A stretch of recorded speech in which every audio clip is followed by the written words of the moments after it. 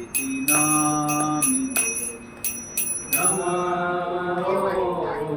विष्णुपदाय कृष्णपृष्ठाय भूतले श्रीमते भक्ति वेदांत स्वामी नामिने। नमस्ते सरस्वती देवी गौरवाणी प्रचारिणे निर्विशेष शून्यवादी पाश्चात्यादिषु तारिणे। नमस्ते सरस्वती देवी गौरवाणी प्रचारिणे निर्विशेष शून्यवादी पाश्चात्यादिशतारिणे। जय श्री कृष्ण चैतन्य प्रभु नित्यानंदा श्री अद्वैत गदाधर श्रीवासादि गौर भक्तवृंदा। जय श्री कृष्ण चैतन्य प्रभु नित्यानंद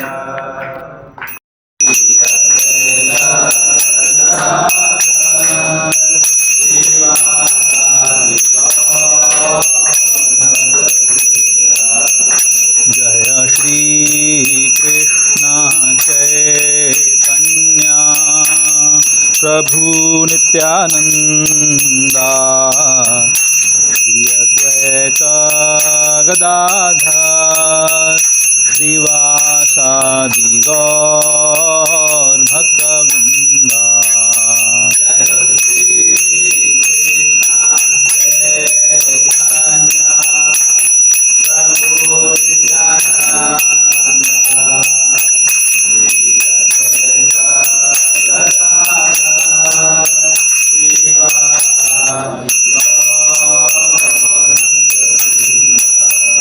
जय श्री कृष्ण चैतन्य प्रभु नित्यानंदा श्री अद्वैत गदाधर श्रीवासादि गौर भक्तवृंदा।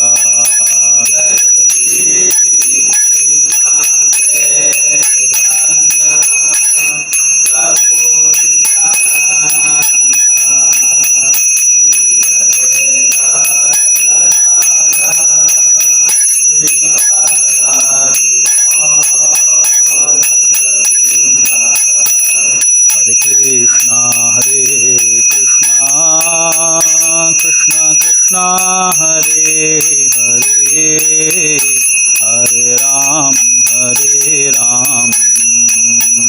राम राम हरे हरे। हरे कृष्णा कृष्ण कृष्ण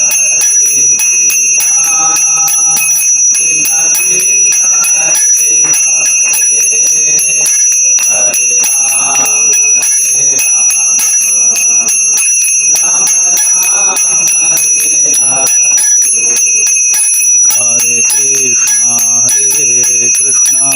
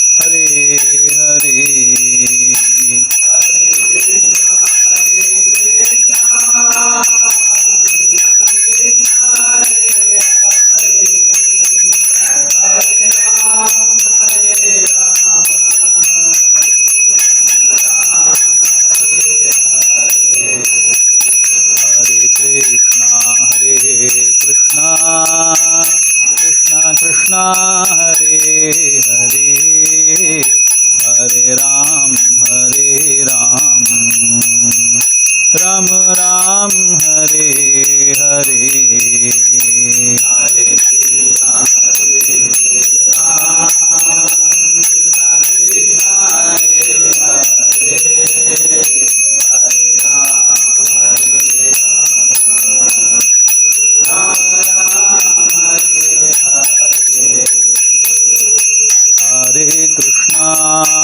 हरे कृष्णा कृष्णा कृष्णा हरे हरे, हरे राम राम राम हरे हरे। हरे कृष्णा कृष्णा कृष्णा हरे हरे, हरे राम राम राम हरे हरे, हरे कृष्णा कृष्णा कृष्णा हरे हरे, हरे राम राम राम हरे हरे, हरे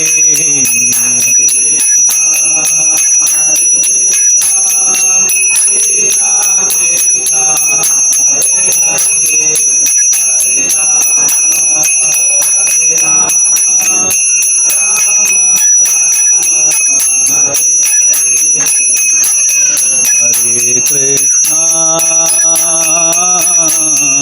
हरे कृष्णा कृष्णा कृष्णा हरे हरे, हरे राम राम राम हरे हरे, हरे कृष्णा कृष्णा कृष्णा हरे हरे, हरे राम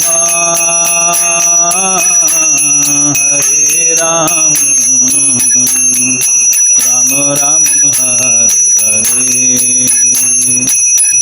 जय राधा दामोदर राधे,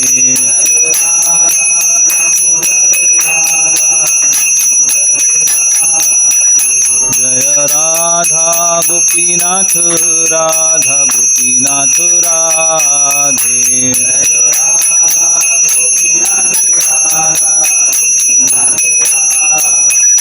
जय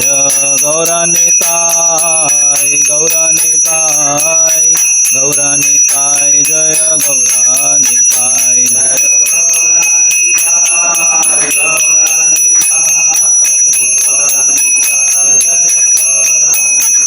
जय जय प्रभुपाद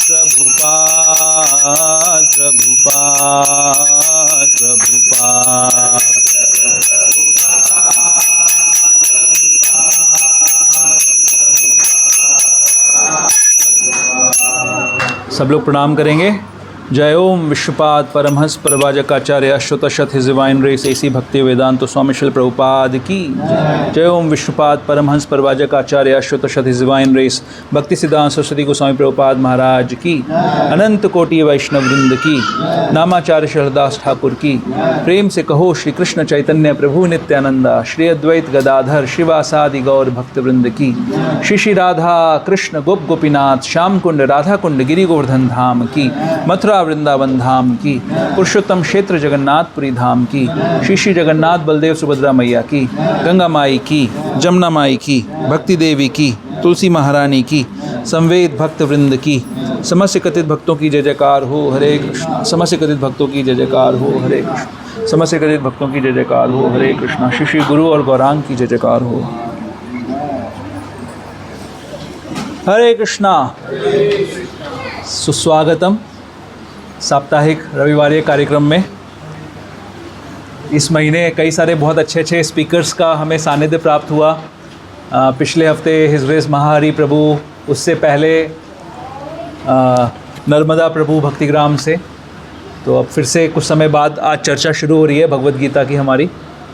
बहुत इम्पॉर्टेंट श्लोक हैं आज के। तो बड़ा सौभाग्य है कि भगवान कृपा करके हमें मौका दे रहे हैं इनको समझने का, डिस्कस करने का। तो आप लोग अपनी गीता निकालिए। आज का डिस्कशन होगा 14वें अध्याय के 22 नंबर श्लोक से लेकर 25 नंबर श्लोक तक। ये 4 श्लोक एक साथ हैं इसमें।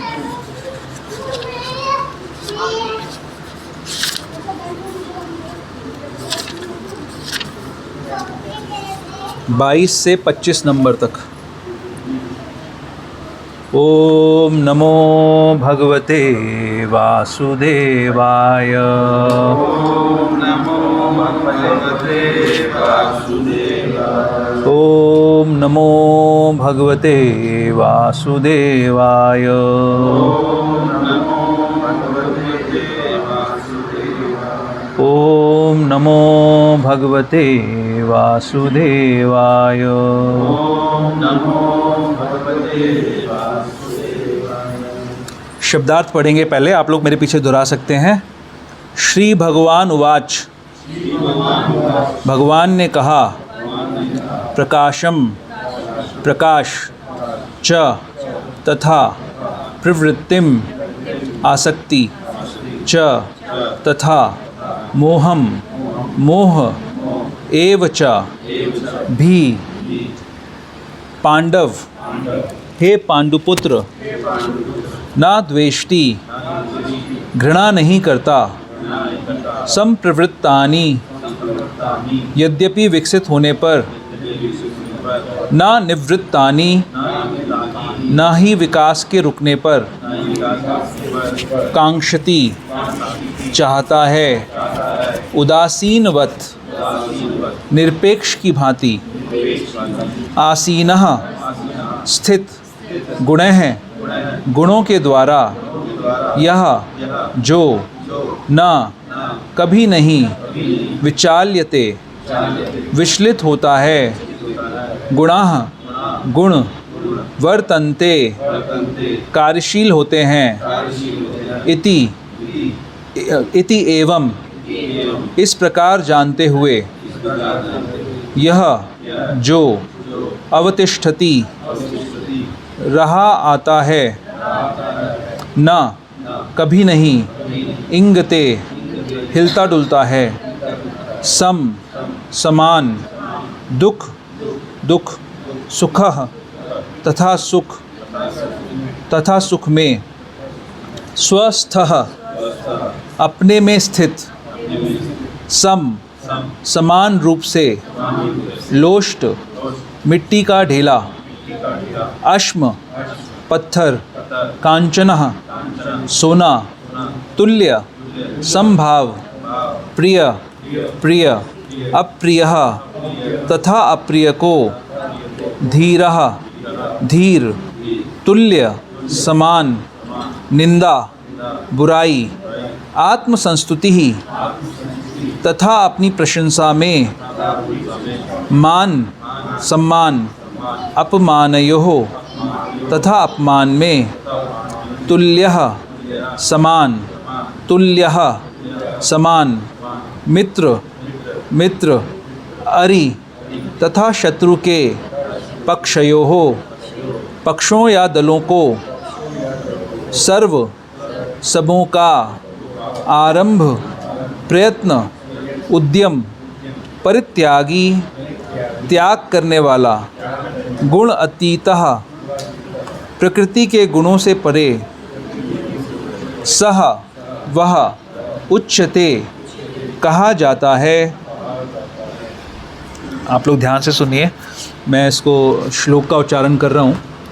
श्री भगवान उवाच, इनफैक्ट रिपीट कर सकते हैं। श्री भगवान उवाच,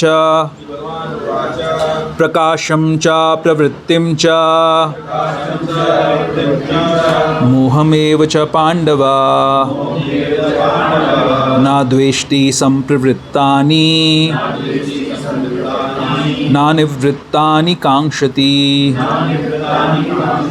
उदासीनवदासीनो, गुणैर्यो न विचाल्यते,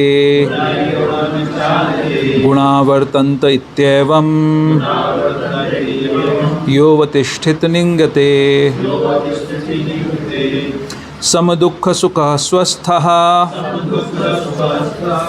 समलोष्टाश्मकाञ्चनः तुल्यप्रिया प्रियो धीरस् तुल्यनिन्दात्मसंस्तुतिः मानापमानयोस्तुल्य तुल्यो मित्रारिपक्षयोः सर्वारंभ परित्यागी गुणातीतः स उच्यते। अनुवाद एवं तात्पर्य श्रील प्रभुपाद के द्वारा। श्रील प्रभुपाद की जय। भगवान ने कहा, हे पांडुपुत्र, जो प्रकाश, आसक्ति तथा मोह के उपस्थित होने पर ना तो उनसे घृणा करता है और ना लुप्त हो जाने पर उनकी इच्छा करता है, जो भौतिक गुणों की इन समस्त प्रतिक्रियाओं से निश्चल तथा अविचलित रहता है और यह जानकर कि केवल गुण ही क्रियाशील हैं, उदासीन तथा दिव्य बना रहता है, जो अपने आप में स्थित है और सुख तथा दुख को एक समान मानता है, जो मिट्टी के ढेले, पत्थर एवं स्वर्ण के टुकड़े को समान दृष्टि से देखता है, जो अनुकूल तथा प्रतिकूल के प्रति समान बना रहता है, जो धीर है और प्रशंसा तथा बुराई, मान तथा अपमान के समान भाव से रहता है, जो शत्रु तथा मित्र के साथ समान व्यवहार करता है और जिसने सारे भौतिक कार्यों का परित्याग कर दिया है, ऐसे व्यक्ति को प्रकृति के गुणों के से अतीत कहते हैं। तात्पर्य: अर्जुन ने भगवान कृष्ण से 3 प्रश्न पूछे और उन्होंने क्रमशः एक एक का उत्तर दिया। इन श्लोकों में कृष्ण पहले ये संकेत करते हैं कि जो व्यक्ति दिव्य पद पर स्थित है वह ना तो किसी से ईर्ष्या करता है और ना किसी वस्तु के लिए लालायित रहता है। जब कोई जीव इस संसार में भौतिक शरीर से युक्त होकर रहता है तो यह समझना चाहिए कि वह प्रकृति के 3 गुणों में से किसी एक के वश में है। जब वह इस शरीर के बाहर हो जाता है तो वह प्रकृति के गुणों से छूट जाता है, लेकिन जब तक वह शरीर से बाहर नहीं आ जाता तब तक उसे उदासीन रहना चाहिए। उसे भगवान की भक्ति में लग जाना चाहिए, जिससे भौतिक देह से उसका ममत्व स्वतः विस्मृत हो जाए।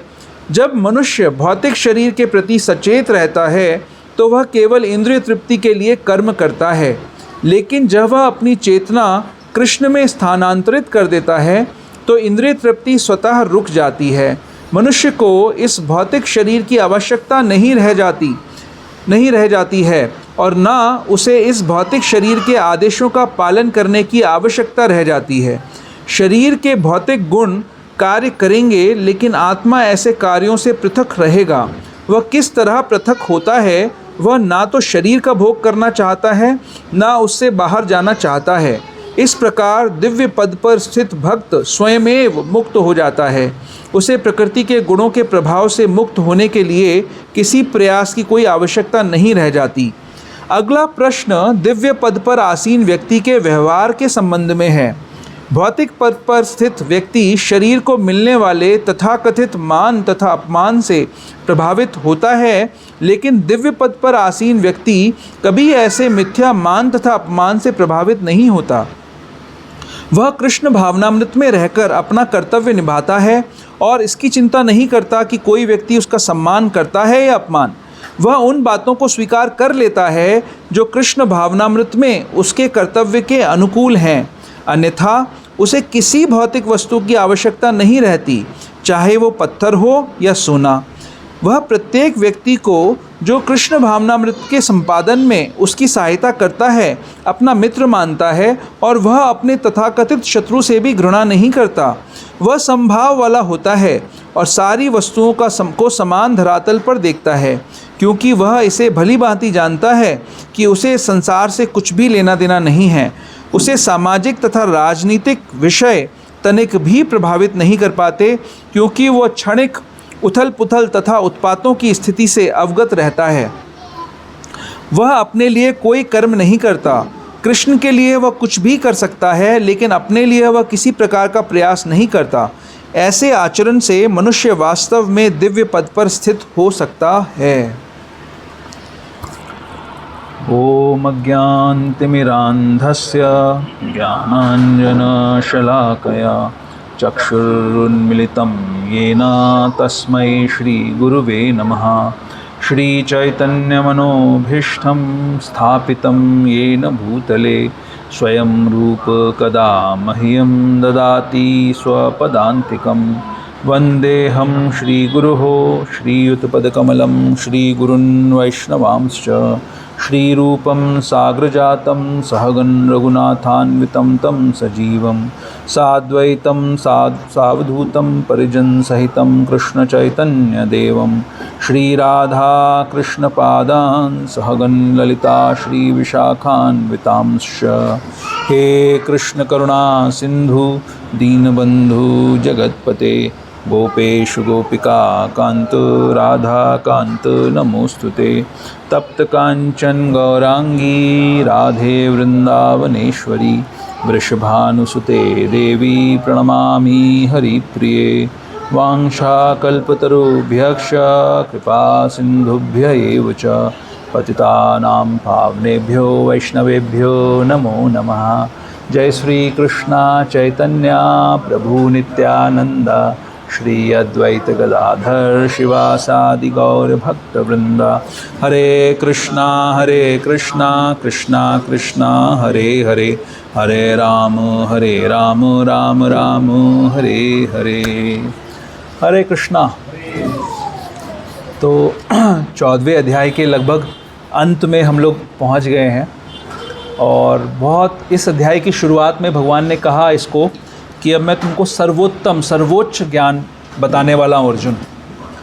13 अध्याय पहले डिस्कस कर चुके हैं और क्या क्या बता दिया 13 अध्यायों में, सब कुछ बता दिया। एक्चुअली बहुत कुछ बता दिया भगवान ने। गीता के 3 विभाजन हैं, कर्म योग, भक्ति योग और ज्ञान योग। अभी हम लोग ज्ञान योग की चर्चा कर रहे हैं। शुरुआत होती है अर्जुन के प्रश्नों से, अर्जुन के संदेह से कि उसे वो युद्ध करना चाहिए कि नहीं करना चाहिए। सेनाएं सजी हुई हैं आपस में युद्ध के लिए, शंख बज चुके हैं युद्ध करने के लिए और अर्जुन के हृदय में डाउट आता है कि मुझे युद्ध नहीं करना चाहिए एक राज्य की प्राप्ति के लिए। और भगवान के सामने शरणागति लेते हैं अर्जुन और बोलते हैं कि भगवान आप मेरा मार्गदर्शन करिए कि मुझे क्या करना चाहिए। अर्जुन की मानसिकता ये है कि इस युद्ध को करने का मुझे क्या लाभ होगा, मैं क्यों ये इस युद्ध को करूं। जब राज्य को जीतने के लिए युद्ध करना है तो जो लोग राज्य को भोगेंगे वो रहेंगे ही नहीं, तो फिर मैं युद्ध करके क्या करूंगा। किसके सामने अपना सुख दिखाऊंगा, किसके सामने अपना वैभव दिखाऊंगा कि मैं कितना बड़ा राजा बन गया हूं, जब मेरे भाई बंधु पितामह ये सब कोई होंगे ही नहीं, तो फिर युद्ध करके क्या लाभ है मेरा। हमारे लिए बहुत बड़ा मोटिवेशन रहता है ना, हर कार्य को करने से पहले।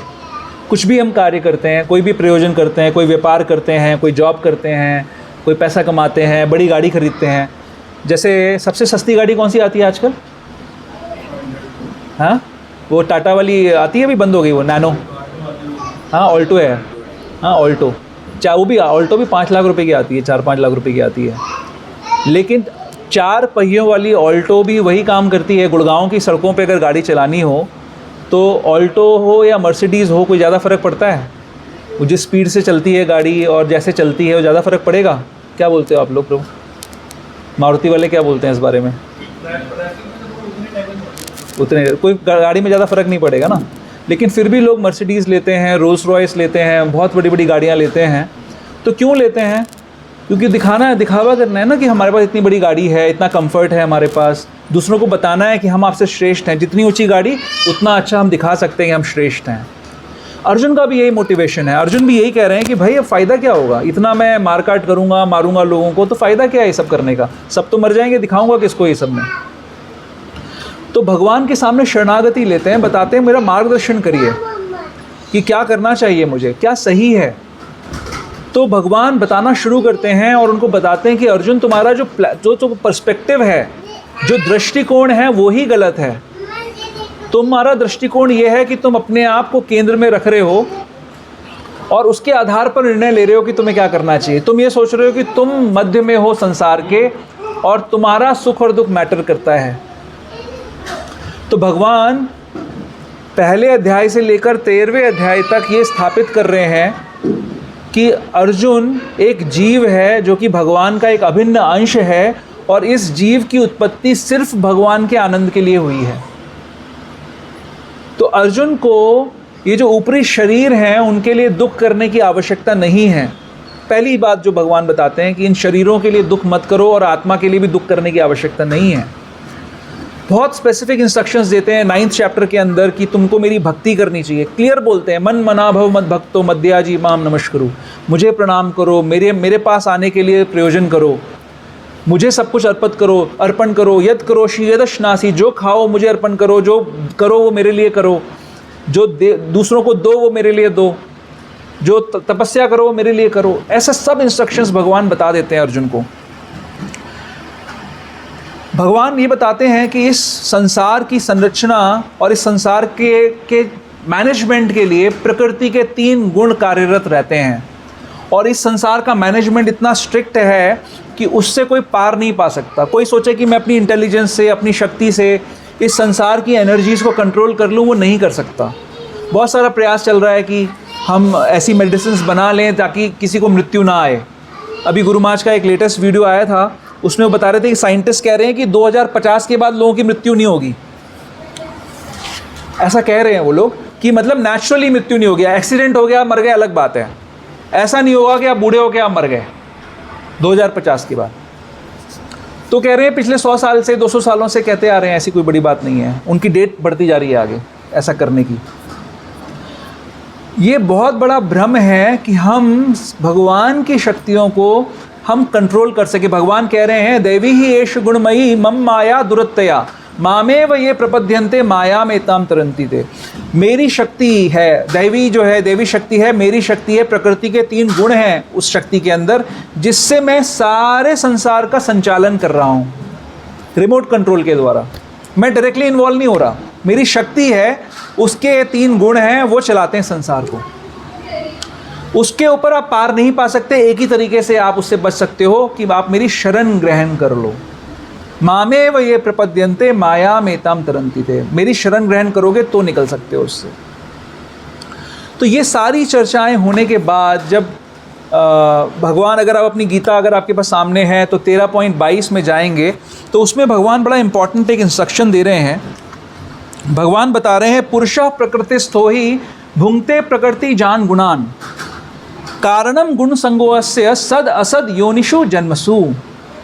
कि प्रकृति के इस प्रकार जीव प्रकृति के 3 गुणों का भोग करता हुआ, आप सब लोग अपना ध्यान मेरी तरफ रखिए कृपया करके, उधर की नौटंकी होने दीजिए, है ना। उनको अपना काम करने, वो लोग कितने ज़्यादा समाधि में हैं अपना काम करने में, है ना बच्चे।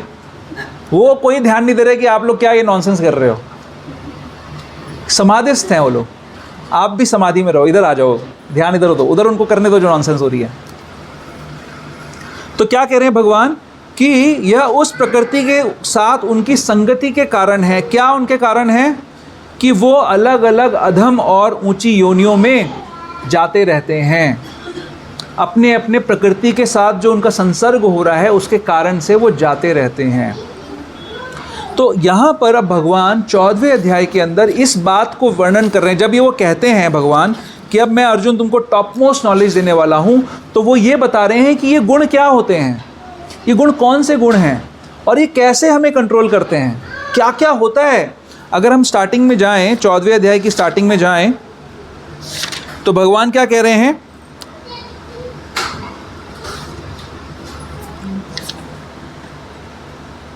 भौतिक प्रकृति 3 गुणों से युक्त है, ये है सतो रजो तथा तमोगुण। हे महाबाहो अर्जुन, जब शाश्वत जीव प्रकृति के संसर्ग में आता है तो वह इन गुणों से बंध जाता है।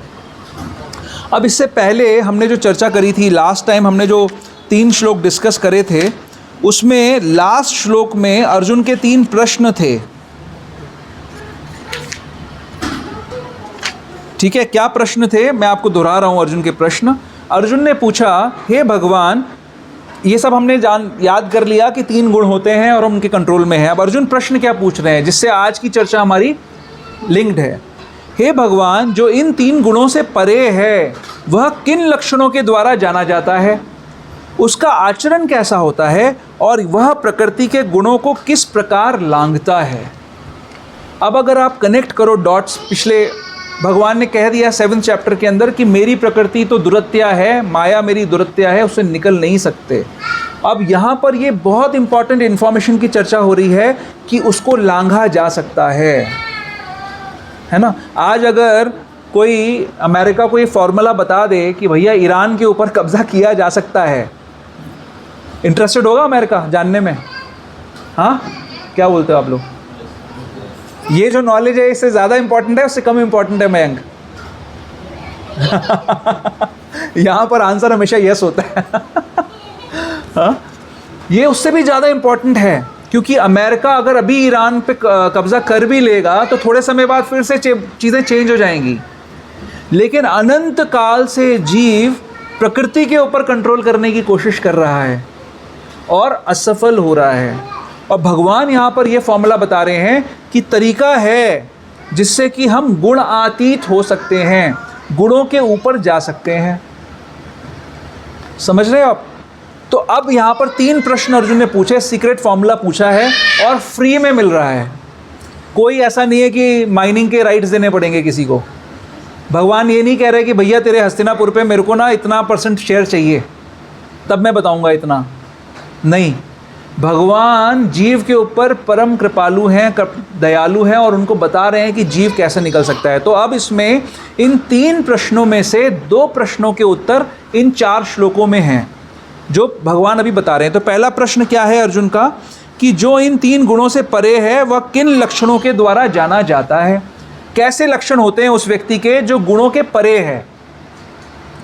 तो ये समझने के लिए हमें पहले ये समझना पड़ेगा कि जो गुणों के अंदर है उसके कौन से लक्षण होते हैं। किसी को याद है? आप लोग थोड़ा आगे आ जाओ, अभी सारा का सारा ध्यान जो है इधर आ जाओ ताकि वो दरवाज़ा ना दिखे आपको। सब इधर आ जाओ और इस तरफ से माता जी लोग भी आगे आ जाएं तो मुझे थोड़ा चिल्लाना भी कम पड़ेगा। कुछ लोग खंबे का आसरा नहीं छोड़ना चाहते।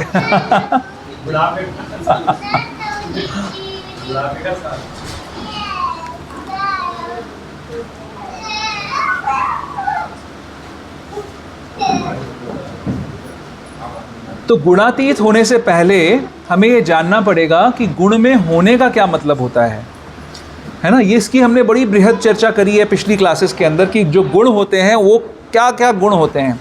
बाय द वे भगवान ने से अर्जुन ने यही प्रश्न पहले भी पूछा था 2nd चैप्टर के अंदर। 2nd चैप्टर गीता की समरी है, उसमें उन्होंने पूछा था कि जो व्यक्ति समाधिस्थ है, जिसको कि उन्होंने शब्द यूज़ किया था स्थित प्रज्ञ, कि जो व्यक्ति स्थित प्रज्ञ है उसके क्या गुण होते हैं। और अब ये प्रश्न दोबारा यहाँ पे पूछ रहे हैं, बट यहाँ पर एक एडिशनल चीज़ पूछ रहे हैं कि हम उनको लांग कैसे सकते हैं। जो गुण हैं हमें बांधते हैं, अब उनको इन्फॉर्मेशन मिल गई है गुणों की, तो गुणों को अगर गुणों में बंधे रहेंगे तो हम स्थित प्रज्ञ नहीं होंगे। तो ये वो पूछ रहे हैं कि अगर हमें गुणों से लांघना है तो कैसे लांघना है। तो अब आज की सारी की सारी चर्चा इस बात पे निर्भर करती है कि हमें कितनी ये अंडरस्टैंडिंग है कि ये गुण क्या होते हैं।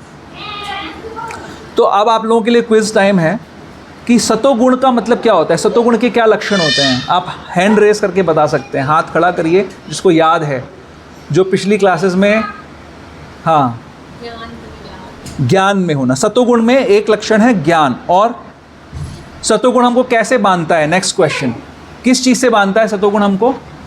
सतोगुण का गुण का क्या मतलब होता है? रस्सी। और क्वालिटीज़। तो सतोगुण यानी सतोगुण की रस्सी हमें किस चीज़ में बांधती है?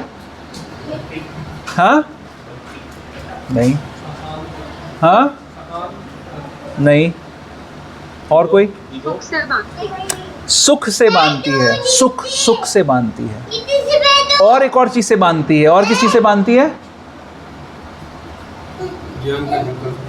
ज्ञान से बांधती है।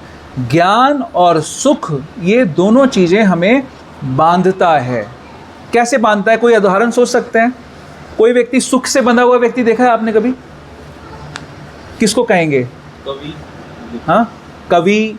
हाँ, प्रभुपाद एग्जाम्पल्स लेते हैं, फिलोसोफर्स का, साइंटिस्ट का उदाहरण लेते हैं, लेकिन इसको प्रैक्टिकली थोड़ा सा समझने का प्रयास करें। जैसे मान लीजिए यहाँ पर जो लोग बैठे हुए हैं 16 माला करने वाले भक्त बैठे हुए हैं, राइट, और भक्तिग्राम से जो आए थे, नंदग्राम से जो आए थे, वो भी भक्ति कर रहे हैं, है ना। क्या फ़र्क है उनमें और हम में? क्या फ़र्क है? वो इस समय कितनी गर्मी में काम कर रहे हैं और क्यों कर रहे हैं वो ये काम? हम कह सकते हैं, एक दृष्टि से कह सकते हैं कि हम सुख से बंधे हुए यहाँ पर भक्ति कर रहे हैं। अगर हम भक्तों के बीच में डिफरेंस की बात करें तो हम सुख से बंध कर भक्ति कर रहे हैं। हम अपने कंफर्ट जोन से बाहर नहीं जाना चाहते हैं। हमें ये लगता है कि हमें अगर एसी मिलेगा, पंखा मिलेगा और उसके साथ साथ में हमारे को प्रसाद मिलेगा, कंफर्टेबल जगह मिलेगी, साफ़ सुथरी जगह मिलेगी, तो हम भक्ति करने के लिए तैयार हैं। बंधन है ना, बंधे हुए हैं ना। अभी मेरी कल बात हो रही थी नर्मदा प्रभु से, बहुत लंबी बात हुई। तो ऐसे ही वो मैंने उनसे पूछ रहा था कि कैसे इस समय चल रहा है, तो वो उदाहरण बता रहे थे। क्या उदाहरण बता रहे थे कि अभी चूल्हे में जब रोटियां इस समय बनती हैं तो चूल्हे में अंगार बन जाता है ना, उसको निकालना पड़ता है। तो इतनी गर्मी में जब अंगार को निकाला जाता है तो उसका ताप हाथों पे आता है, गर्मी हाथ झुलस जाते हैं उससे। तो वो तो डॉक्टर हैं और उनकी वाइफ है रशियन। वो लोग क्यों रह रहे हैं वहाँ पर? उनके पास जीवन यापन करने की सामग्री की कमी नहीं है। उनके पास ऐसा नहीं है कि उनके पास घर नहीं था या उनके पास व्यापार नहीं था या काम नहीं था। वो एम्स में नौकरी कर रहे थे, डॉक्टर हैं, एम्स में नौकरी कर रहे थे। तो क्यों कर रहे हैं वो लोग ये सब चीज़ें, और हम क्यों नहीं कर रहे हैं? हम क्यों नहीं कर रहे हैं और वो क्यों कर रहे हैं? क्योंकि हम सुख से बंधे हुए हैं। तो गुणातीत होने का मतलब क्या है? हम कह सकते हैं, जैसे अगर भक्तों को ये बात इंसल्टिंग लग सकती है कि आप कैसे कह रहे हैं कि हम गुणों में बंधे हुए हैं, हम तो ट्रांसेंडेंटल काम कर रहे हैं, हम तो दिव्य काम कर रहे हैं, हम तो भक्ति का काम कर रहे हैं, हम कैसे बंधे हुए हैं जी? ऐसा कह सकता है कोई व्यक्ति। लेकिन हम अगर आत्मावलोकन करें तो हम समझ सकते हैं कि हम बंधे हुए हैं। हम एक बेसिक परिस्थितियों से अटैच्ड हैं, अटैचमेंट ने हमें बांध रखा है, जिसकी वजह से हम उस स्तर की भक्ति नहीं कर पा रहे हैं जिस स्तर की हमारे गुरुजन हमसे एक्सपेक्ट कर रहे हैं। प्रभुपाद कह रहे हैं 50% मेरा कार्य अधूरा है। इतने मंदिर बन गए, कई सैकड़ों मंदिर बना दिए, बुक्स लिख दी, है ना, कितना कुछ कर दिया। यहाँ पर भी पर्दा लगाना पड़ेगा, इधर भी लोगों की नज़रें जा रही हैं ऊपर बार बार। तो कितना कुछ प्रभुपाद ने कर दिया, कितना बड़ा कंट्रीब्यूशन प्रभुपाद ने कर दिया, और उसके बाद उन्होंने कहा कि मेरा काम बाकी है और जो मैं आपके लिए छोड़ के जा रहा हूँ आप लोग करो। तो उनके पीछे आने वाले तो हम ही लोग हैं ना, हमारे गुरुजन हैं और हम लोग हैं। तो उन्होंने हमें बताया कि ये काम करना चाहिए, लेकिन इसको कहते हैं सुख का बंधन। ऐसे हम सुख से बन जाते हैं। ज्ञान का भी बंधन होता है। ज्ञान का बंधन कैसा होता है? कोई एग्जाम्पल दे सकता है? कि हम सिर्फ ज्ञान पाने की होड़ में अटैच हो जाएं। हाँ, ज्ञान का पर्पस क्या है, ऑब्जेक्ट क्या है नॉलेज का, उसकी तरफ हमारा अटैचमेंट ना हो, बस ज्ञान पाने के लिए हमारा अटैचमेंट हो। ऐसे भी होते हैं लोग जो सिर्फ ज्ञान पाने में अटैच हो जाते हैं। उनको 50 तरीके की चीज़ें पढ़नी होती हैं और क्या करते हैं, अपने ही दिमाग का बेड़ा गर्क कर देते हैं। इतना कुछ कर करके जो कवियों का जो एग्जाम्पल है या फिलोसोफर्स का एग्जाम्पल है, वो इसी तरीके का एग्जाम्पल है। तो ये चीज़ें हमें सुख में बांधती हैं और ज्ञान में बांधती हैं। सतोगुण हमें इन दोनों चीज़ों में बांध लेता है। तो सतोगुण का लक्षण क्या है? प्रकाश, है ना। अब इसमें पहले तो 2 श्लोक हैं, अभी हम सतोगुण के आधार पे समझते हैं, फिर बाकी गुणों की चर्चा करेंगे। 22 नंबर और 23 नंबर श्लोक में 5 चीज़ों की बात की गई है। किसकी? गुणातीत व्यक्ति के लक्षण क्या होते हैं। ये लक्षण हमें दूसरों के अंदर देखने चाहिए। क्या बात हो रही है? ये जो गुणातीत होने की बात हो रही है, ये लक्षण हमें अपने अंदर देखने हैं। अगर हमें अपना जजमेंट करना है कि हम गुणातीत हैं कि नहीं हैं, तो ये 5 चीज़ों से हम एनालिसिस कर सकते हैं। और अगर किसी दूसरे को हमें देख के ये जजमेंट करना है कि हम गुणातीत हैं कि नहीं है, उसके लिए बाद के 2 श्लोक हैं। कितनी स्पेसिफिक साइंस भगवान बता रहे हैं, ठीक है। तो हमें दूसरों के अंदर दर्शन करना शुरू नहीं करना है, इस चीज़ को हमें अपने अंदर देखना है। क्या देखना है? अब 5 चीज़ें बताई गई हैं। मैं फिर से श्लोक को पढ़ रहा हूँ, ध्यान से समझिए। प्रकाशम च प्रवृत्तिम च मोहम एव च पांडवः। ये प्रकाश, प्रवृत्ति और मोह, ये तीनों किस चीज़ के लक्षण बताए गए हैं? प्रकाश किसका लक्षण है? प्रवृत्ति किसका लक्षण है? किसका लक्षण है? प्रवृत्ति किसका लक्षण है? रजोगुण का लक्षण है ना? पैशन बोला था आपने, मेरे को समझ नहीं आया था। और मोह किसका लक्षण है? तमोगुण का लक्षण है। तो ये सैंपल लिया गया है, एक एक गुण, तीनों एक एक क्वालिटी या लक्षण, तीनों गुणों का एक सैंपल के रूप में भगवान बता रहे हैं कि प्रकाश हो या प्रवृत्ति हो या मोह हो, इनसे क्या नहीं करना चाहिए? ना द्वेष्टि सम प्रवृत्तानि। अगर ये चीज़ें आ जाएं तो हमें इनसे द्वेष नहीं करना चाहिए कि ये नहीं आनी चाहिए थी। ना निवृत्तानि कांक्षति, और ये चली जाएं तो हमें ये नहीं होना चाहिए था कि क्यों चली गई। इसमें क्या लिख रहे हैं? मोह के उपस्थित होने पे ना तो उससे घृणा करता है, ना लुप्त हो जाने पे उनकी इच्छा करता है। तो ये दो बातें हो गई, 5 लक्षणों में से 2 चीज़ें हो गई कि इनके आने पे हमें इनसे हेट नहीं होनी चाहिए, ईर्ष्या नहीं होनी चाहिए, और चले जाने पे इनका आकर्षण नहीं होना चाहिए कि हमें वापस मिल जाएं। इसको समझेंगे क्या है इसका मतलब। फिर है उदासीन वदासीनो। क्या है आगे? उदासीन का मतलब है न्यूट्रल रहो, आदमी न्यूट्रल रहना चाहिए, जो कि गुणातीत है वो न्यूट्रल होगा। फिर आगे क्या है? न विचाल्यते। विचाल्यते का क्या मतलब है? डिस्टर्ब नहीं होगा, एजिटेट नहीं होगा, है ना। उसके बाद क्या है? गुणावर्तंत इत्येवं, कि ये सारा काम गुण कर रहे हैं ऐसा समझते हुए यो वधिष्ठिति नेंगते। नेंगते मतलब वेवरिंग नहीं होगा, एक जगह स्थिर हो जाएगा, स्थिरता रहेगी उसके अंदर। तो 5 चीज़ें क्या क्या बताई कि इन गुणों के प्राकट्य पे ना तो उससे वो द्वेष करता है, इनके चले जाने पर ना उसकी अटैचमेंट उसके अंदर होती है, विचाल्यते मतलब कोई भी डिस्टर्बेंस नहीं होती है, और क्या था? उदासीन, न्यूट्रल रहेगा, और नेंगते। नेंगते का मतलब क्या दे रहे हैं प्रभुपाद यहाँ पर? हिलता डुलता नहीं है, स्थिर रहता है, एक जगह पे रहता है। अब इसका प्रैक्टिकल अपन कोशिश करते हैं इसको समझने का कि ये 5 चीज़ें को कैसे हम प्रैक्टिकली अप्लाई करेंगे। पहली बात तो ये किसके संग ये चीज़ें हो रही हैं? ये गुणों का प्रभाव किस व्यक्ति के ऊपर हो रहा है? किसकी बात हो रही है यहाँ पर? हमारी बात हो रही है। प्रभुपाद जी इस तात्पर्य में एक बहुत इंपॉर्टेंट लाइन लिख रहे हैं, आप 3री 4थी लाइन पे आएंगे तो आप पढ़ेंगे। जब कोई जीव इस संसार में भौतिक शरीर से युक्त होकर रहता है तो यह समझना चाहिए कि वह प्रकृति के तीनों गुणों में से किसी एक के वश में है। किसकी बात हो रही है? सारे देहधारी जीवों की बात हो रही है। अगर हम इस संसार में हैं तो हम तीनों में से किसी एक गुण के प्रभाव में हैं। समझ में आ रही है? तीनों में से किसी एक गुण के प्रभाव में हैं, और जब हम इस शरीर के बाहर हो जाएंगे तब प्रकृति के गुणों से छूट जाएंगे। लेकिन जब तक वह शरीर से बाहर नहीं आ जाता तब तक उसे उदासीन रहना चाहिए।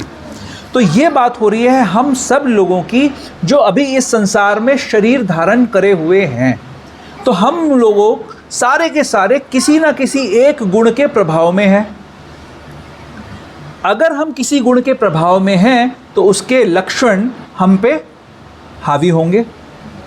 तो जैसे मान लीजिए कि अगर आपके ऊपर सतोगुण है, अभी आप सतोगुण के अंदर कंट्रोल में हैं, तो क्या गुण क्या उस कैसे बनेंगे फिर आप?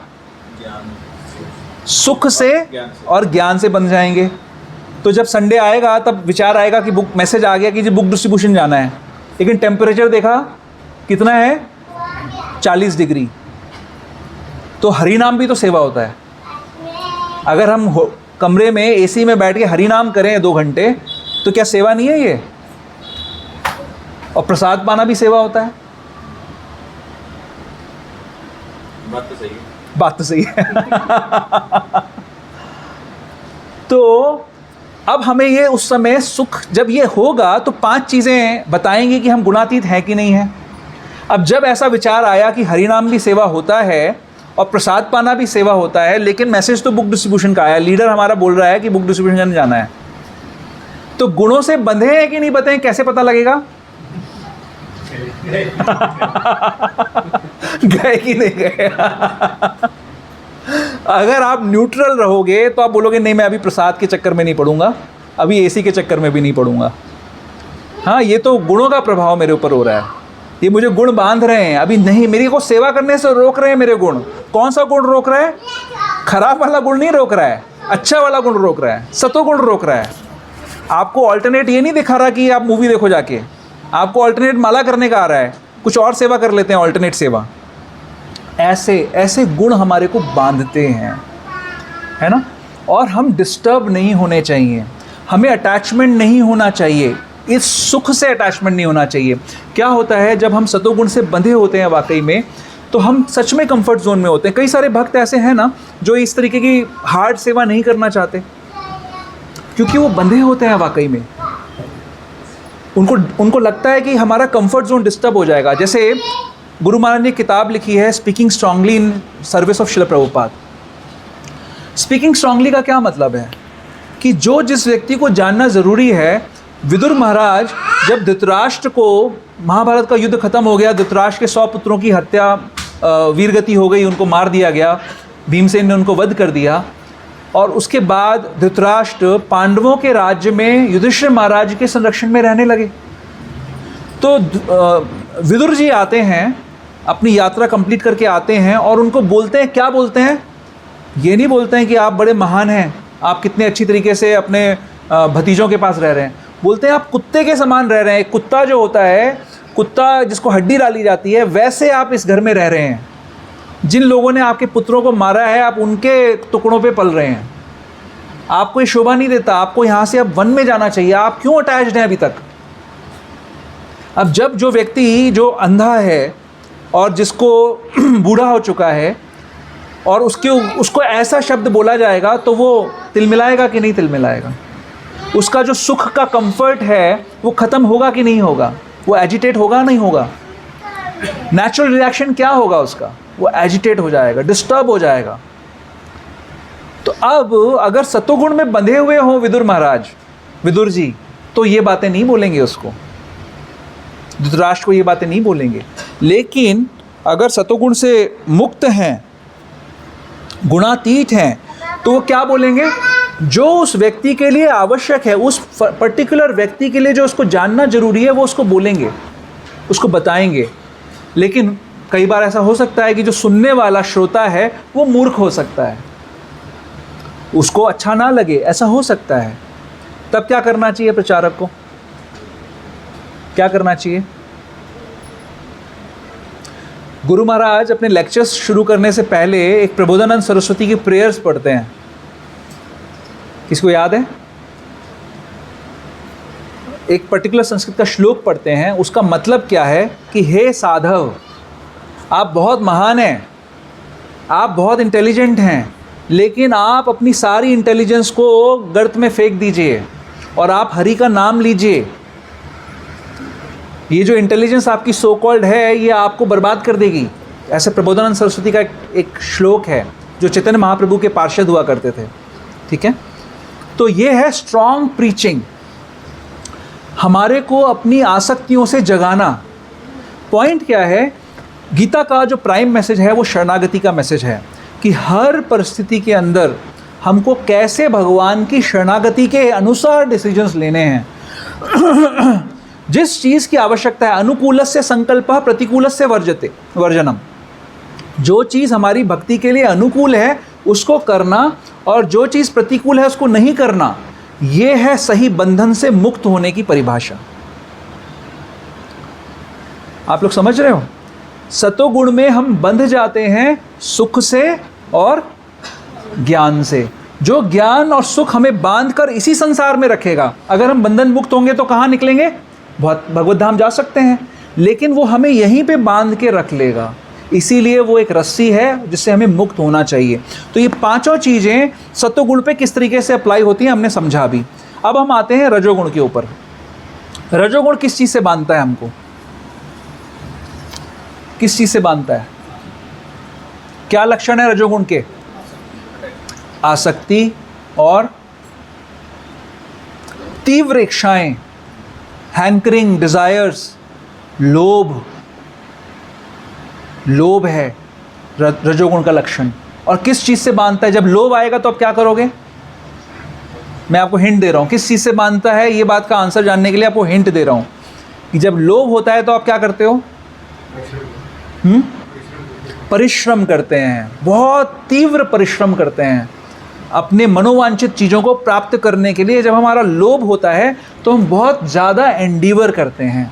तो रजोगुण हमें एंडीवर से बांधता है, हमें कार्य से बांधता है। मैं कई सारे लोगों को ऐसे जानता हूँ जो बहुत वृद्धावस्था में भी पहुँच गए हैं, लेकिन पूरा जीवन उन्होंने बड़ा काम किया, तो अब उनको वृद्धावस्था में भी ये लगता है कि हमें काम करते रहना चाहिए, हम बने काम करने के लिए। लेकिन एक्चुअली ये इल्यूजन है, हम चींटी थोड़ी हैं। चींटी भी यही सोचती है, वो अंत समय तक काम करती रहती है, बट चींटी को हायर पर्पस ऑफ लाइफ नहीं पता, उसको जीवन का उच्चतम जो स्तर है वो नहीं पता। चींटी को लगता है कि मेरे जीवन का लक्ष्य सिर्फ काम करना है और अपने लिए सेंस ग्रेटिफिकेशन के लिए सामग्री जुटाना है। ये चींटी का लक्षण है। अगर हम ऐसी प्रेरणा रखेंगे, ऐसी चेतना रखेंगे, तो हम चींटी के शरीर में प्रवेश कर सकते हैं आने वाले जन्मों में। तो रजोगुण हमें इन चीज़ों से बांधता है। किस चीज़ से? प्रवृत्ति से बांधता है, अटैचमेंट से बांधता है, एक्सट्रीम एंडीवर से बांधता है। तो अब अगर रजोगुण हमारे ऊपर हो और ये 5 चीज़ें करनी हो, 5 चीज़ें अगर हैं तो ही हम गुणातीत हैं। कोई व्यक्ति रजोगुण में का प्रभाव होते हुए भी गुणातीत हो सकता है कि नहीं हो सकता? हो सकता है या नहीं हो सकता? हो सकता है। कैसे स्थापित होगा? अगर ये 5 चीज़ें होंगी तो, कि मान लीजिए कि आपको काम करने की तीव्र आपकी आदत है, तो रजोगुण का प्रभाव हुआ और काम करने का मन है कि काम करना चाहिए, आपकी आदत ऐसी है कि हमें सामग्री इकट्ठी करनी चाहिए, तो हमें ये समझ में आना चाहिए, हमें न्यूट्रल रहना है, उदासीन रहना है। हमें समझ में आना चाहिए कि ये रजोगुण हम पे प्रभाव कर रहा है। नीड ऑफ द आवर है कि मुझे भजन करना है, मुझे कृष्ण कॉन्शियस काम करना है, कोई ऐसी एक्टिविटी करनी है जिससे भगवान के नाम का प्रचार होगा। यहाँ पर जैसे लास्ट में बता रहे हैं, सर्वारंभ परित्यागी, कोई भी प्रकार का काम नहीं करता वो। सर्वारंभ परित्यागी का क्या मतलब है? किसी भी तरीके के आरंभ का परित्याग कर देता है। इसका क्या मतलब है? कोई काम नहीं करता, कुछ नहीं करता, ऐसा है इसका मतलब। हमने कर्म के 3 तरीके के कर्म समझे हैं, जाने हैं, राइट? 3 तरीके के कर्म क्या होते हैं? अकर्म, विकर्म और सकर्म। विकर्म जो शास्त्रों के विपरीत है, हमें बुरा फल देगा। सकर्म जो शास्त्रों के अनुसार है, हमें अच्छा रिजल्ट देगा। अकर्म जिसको कि नॉर्मली लोग समझते हैं कि वो निष्क्रिय हो जाना है, लेकिन हम समझते हैं, हम जानते हैं कि अकर्म का मतलब है भगवान के लिए कार्य करना। जिस कार्य का पर्पस भगवान की संतुष्टि हो उसको करना, उसको अकर्म कहते हैं। वो वैसा ही है सर्वारंभ परित्यागी, कि किसी भी प्रकार का काम अपने लिए नहीं करता वो व्यक्ति, हर प्रकार का काम सिर्फ और सिर्फ भगवान के लिए करता है। ऐसा व्यक्ति गुणातीत कहा जाएगा। तो आप लोगों ने शायद सुना होगा, भक्ति सिद्धांत वैभव में शायद गुरु महाराज ने इसका वर्णन किया है। एक बार की बात है कि भक्ति विनोद ठाकुर, कितने लोग जानते हैं भक्ति विनोद ठाकुर कौन है? सब जानते हैं कौन है भक्ति विनोद ठाकुर? सरिता माता, प्रभुपाद के गुरु कौन है? भक्ति सिद्धांत सरस्वती ठाकुर के पिताजी कौन है? भक्ति विनोद ठाकुर। और भक्ति सिद्धांत सरस्वती ठाकुर के गुरु कौन है? मैं, हाँ। और गौर किशोर दास बाबा जी महाराज के शिक्षा गुरु भी भक्ति विनोद ठाकुर हैं। हमारे यहाँ जो गुरु परंपरा रखी रहती है उसमें स्टार्टिंग से जो दूसरी पिक्चर आती है भक्ति विनोद ठाकुर की आती है, ठीक है। तो भक्ति विनोद ठाकुर मजिस्ट्रेट हुआ करते थे, है ना। तो बहुत प्रख्यात व्यक्ति थे, बहुत हर जगह उनका नाम था। और ब्रिटिश गवर्नमेंट थी उस समय, तो ब्रिटिशर्स की गवर्नमेंट में जो हाईएस्ट पोस्ट किसी इंडियन को दी जाती थी वो मजिस्ट्रेट ही हो सकती थी। तो उस पोस्ट पे थे भक्ति विनोद ठाकुर। तो सारी दुनिया में उनका नाम था और बहुत, वो उनको सप्तम गोस्वामी भी कहा जाता है। जैसे हम षड गोस्वामी बोलते हैं, 6 गोस्वामीज बोलते हैं, 7वें गोस्वामी भक्ति विनोद ठाकुर कहे जाते हैं। तो इतने वो गोस्वामियों की तरह रहने वाले थे। तो एक बार उन्होंने भक्ति भवन निर्माण, एक मंदिर निर्माण करने का, एक अपने लिए भवन निर्माण करने का उन्होंने बीड़ा उठाया और घर घर जाकर 1-1 रुपए की भिक्षा मांगी उसके लिए। तो लोगों ने उन पे, और फिर वहाँ पर खड़े होकर उस मंदिर को बनवाया, उस आश्रम को बनवाया। तो लोगों ने उन पे आक्षेप किया कि ये कहने को सन्यासी बनते हैं, लेकिन ये यहाँ पर खड़े होकर अपना भवन निर्माण कराने के कार्य में लगे हुए हैं। ऐसा आक्षेप किया उनके ऊपर। तो जो समझदार है, जो ज्ञानवान है, वो इस चीज़ को समझेगा कि ये कार्य अपने लिए नहीं किया जा रहा। जब हम अपने लिए मकान बनाते हैं और उसमें मेहनत करते हैं तो उसके बंधन से हम बंध जाते हैं। लेकिन भक्ति विनोद ठाकुर उस भवन का जो निर्माण करा रहे हैं वो सारे संसार के कल्याण के लिए करवा रहे हैं, ताकि सारा संसार भगवान की सेवा के लिए पहुँच पाए। तो वो कार्य देखने में सेम लग सकता है। सर्वारंभ परित्यागी या अकर्म, जो कर्म हम कर रहे हैं, जो क्रिया कर रहे हैं, वो देखने में ऐसी लगेगी कि नॉर्मल है, लेकिन उसका पर्पस एकदम ट्रांसेंडेंटल है, इसीलिए वो गुणातीत कहा जाएगा। तो जो रजोगुण का प्रभाव, अधिकांश प्राय जो हम लोग शहरों में रहने वाले लोग हैं, हम सब पे अधिकांश रजोगुण का प्रभाव ज़्यादा होता है। रजोगुण और तमोगुण में हम लोग ज़्यादा रहते हैं, तो हम पे रजोगुण और तमोगुण का प्रभाव ज़्यादा रहता है। तो हमें क्या करना चाहिए, हमारे अंदर बहुत ज़्यादा ये एक्टिविटी करने की इच्छा रहती है कि हम ये करें, यहाँ कर रहे हैं, अब यहाँ ना करके वहाँ करें, वहाँ ना करके तीसरी जगह करें, ये एक्टिविटी ना करें दूसरी एक्टिविटी करें, इस व्यक्ति से ना कराएं दूसरे से कराएं, ऐसा मन में हर समय रहता है। ये रजोगुण का प्रभाव है। तो जब ऐसा प्रभाव हमारे हृदय में आता है तब हमें उसको डवटेल करना चाहिए कृष्ण की भक्ति के लिए, भगवान की भक्ति करने के लिए। तब हम कह सकते हैं कि हम गुणातीत हो सकते हैं, हो गए हैं, है ना। तो क्या करना है, रजोगुण का प्रभाव हो, न्यूट्रल रहना है, अनडिस्टर्ब्ड रहना है, अविचलित और स्थिर रहना है। जो भी डिक्टेट्स हैं, आपको एक चीज़ मैं बता रहा हूँ, ये एकदम ट्राइड एंड टेस्टेड फॉर्मूला है कि जब हमारे को गुणों का प्रभाव होता है और हम गुणों को अगर पहचान लें, सीख जाएं कि क्या प्रभाव हम पे हो रहा है, तो हम उस समय के लिए अगर सिर्फ स्थिर हो जाएं, उस पर एक्ट ना करें। जो हमारे को डिक्टेट्स आ रही है, हमारे को जो आदेश गुण दे रहे हैं, उस पर एक्ट उस समय ना करें। अगर अपने आप को रोक लें और किसी तरीके से कोई कृष्णा कॉन्शियस एक्टिविटी शुरू कर दें, तो आप 100% बच जाओगे। उस गुण का जो प्रभाव आपके ऊपर होगा, जो आपको डिग्रेड करने वाला प्रभाव होगा, उससे आप 100% बच जाओगे अगर आप उस समय रुक जाओ। भगवान ये बहुत सुंदर बता रहे हैं तरीका कि ये कैसे होता है। ये 5 चीज़ों को याद कर लो बस, कि हमें वो ना तो एनवी होनी चाहिए, ना अटैचमेंट होनी चाहिए, हम न्यूट्रल रहें और हम विचलित ना हो, और हम क्या था, और स्थिर हो जाएं, निंगते। ये 5 चीज़ें अगर हमारे अंदर होने लग जाएं तो हम गुणों के पार जा सकते हैं। ठीक है, तो ये दूसरा गुण हो गया। शॉर्ट में चर्चा चल रही है, एक्चुअली इतना सारा कुछ इसमें कंटेंट है और ऑलरेडी 1:20 हो चुका है। तो अब तीसरा गुण क्या है, तमोगुण। तमोगुण हमें कैसे बांधता है, क्या लक्षण है तमोगुण के, मोह और आलस्य, क्रोध नहीं, क्रोध नहीं, क्रोध रजोगुण का लक्षण है। कामेश क्रोधेश रजोगुण समुद्भवा, क्रोध एंट्री है तमोगुण की, क्रोध से हम तमोगुण में प्रवेश करते हैं, लेकिन वो रजोगुण का सिम्टम है। ओके, तो क्या क्या बताया आपने, निद्रा और आलस्य, डार्कनेस तमोगुण, अंधकार, फुलिशनेस, मूर्खता, है ना, ये सब तमोगुण के लक्षण हैं। तो ये हमें तमोगुण कैसे बांधता है, आलस्य में, निद्रा में। जब दिसंबर का महीना हो, 31 दिसंबर का दिन हो और सुबह 4 बजे मंगल आरती के लिए उठना हो, तो रजाई पुकार रही होती है, रजाई, है ना, कि रजाई के अंदर ही क्यों ना मंगल आरती कर ली जाए लेटे लेटे, है ना, ऐसा होता है। तो क्या समझना है तब, कि जिस बिस्तर पे मैं सो रहा हूँ ये तमोगुण से भरा हुआ है, और अगर मैं इस समय इसी समय इसका त्याग कर दूँ, तुरंत उठ जाऊँ, तो इसके पास से बच जाऊँगा। उस समय अगर उठ जाऊँ तो ये फॉर्मूला है। अगर आप उस बिस्तर पे पड़े हुए स्पेकुलेशन कर रहे हैं कि कल रात को मैं कितने बजे सोया था, लोग कहते हैं कम से कम 8 घंटे की नींद लेनी चाहिए, तो 6 घंटे हुए अभी, तो 2 घंटे का तो अधिकार है मेरा सोने का।